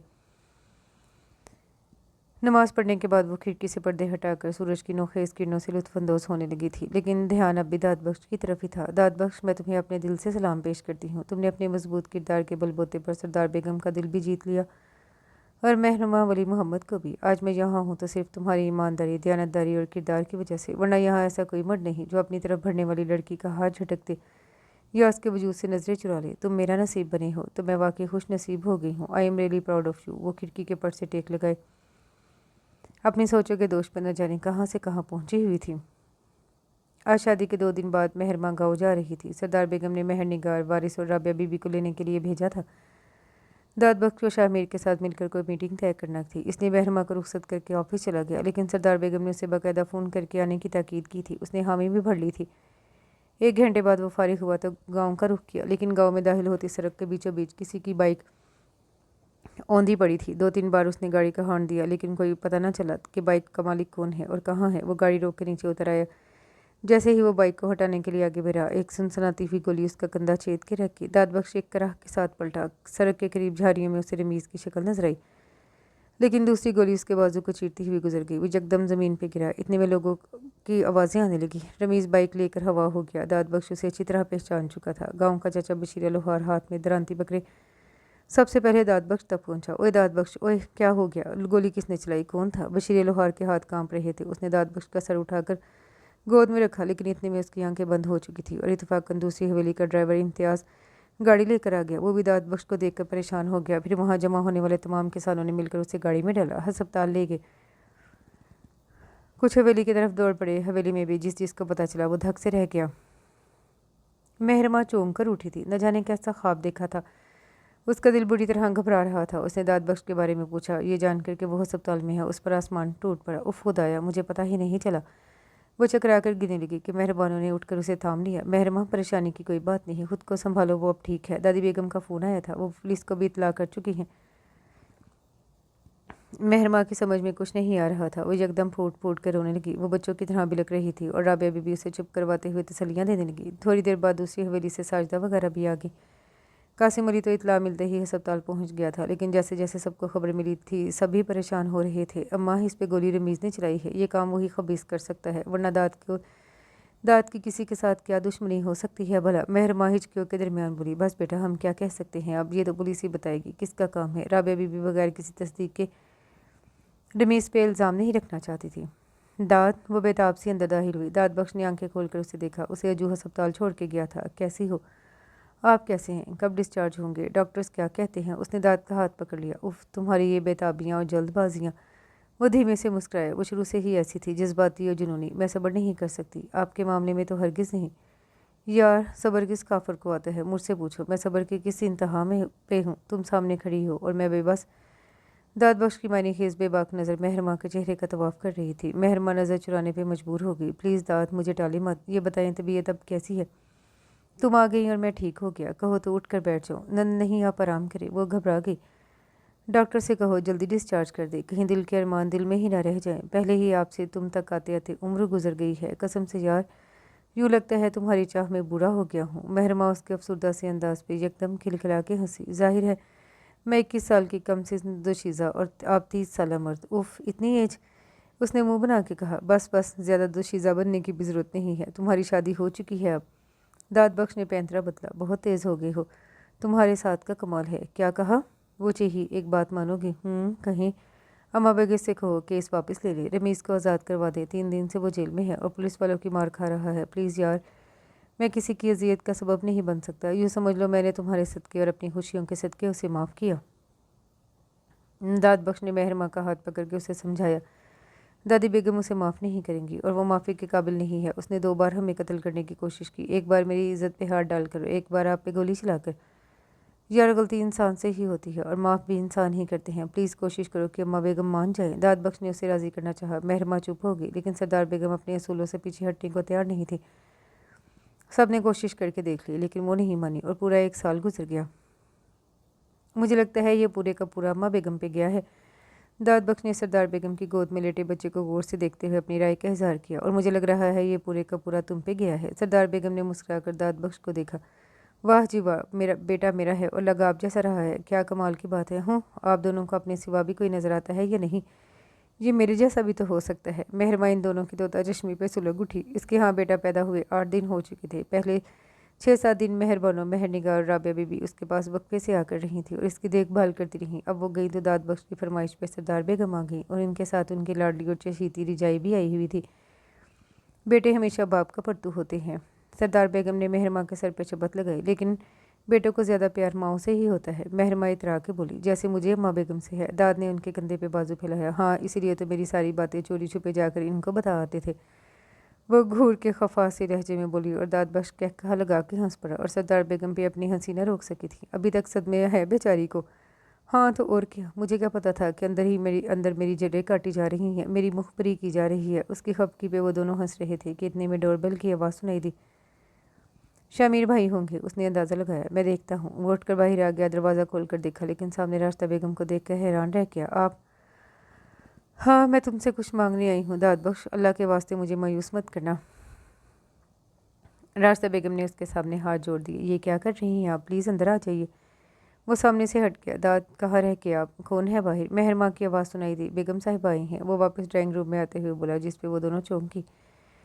मैं किसी से भी कुछ कहने नहीं है, मैं बस अपने बेटे की ज़िंदगी की भीख मांगने आई हूँ। रास्ता बेगम ने सरदार बेगम और मेहर माँ की तरफ देखकर दाद बख्श को देखा था। खुदा के वास्ते दाद बख्श, रमीज़ को माफ़ कर दो। उसे 1 साल हो गया है मुकदमे की पेशियाँ भुगतते हुए। वो अब बाहर जाना चाहता है। उसने जो किया वाकई बुरा किया। वो अपनी सज़ा भुगत चुका है। बस केस वापस ले लो। रास्ता बेगम ने एक बार फिर उसके सामने हाथ जोड़ दिए। उनकी आंखों से आंसू बह निकले। दाद बख्श ने एक नज़र सरदार बेगम को देखा। वो रुख मोड़ गई थी। दाद बख्श ने आगे बढ़ के रास्ता बेगम के हाथ खोल दिए।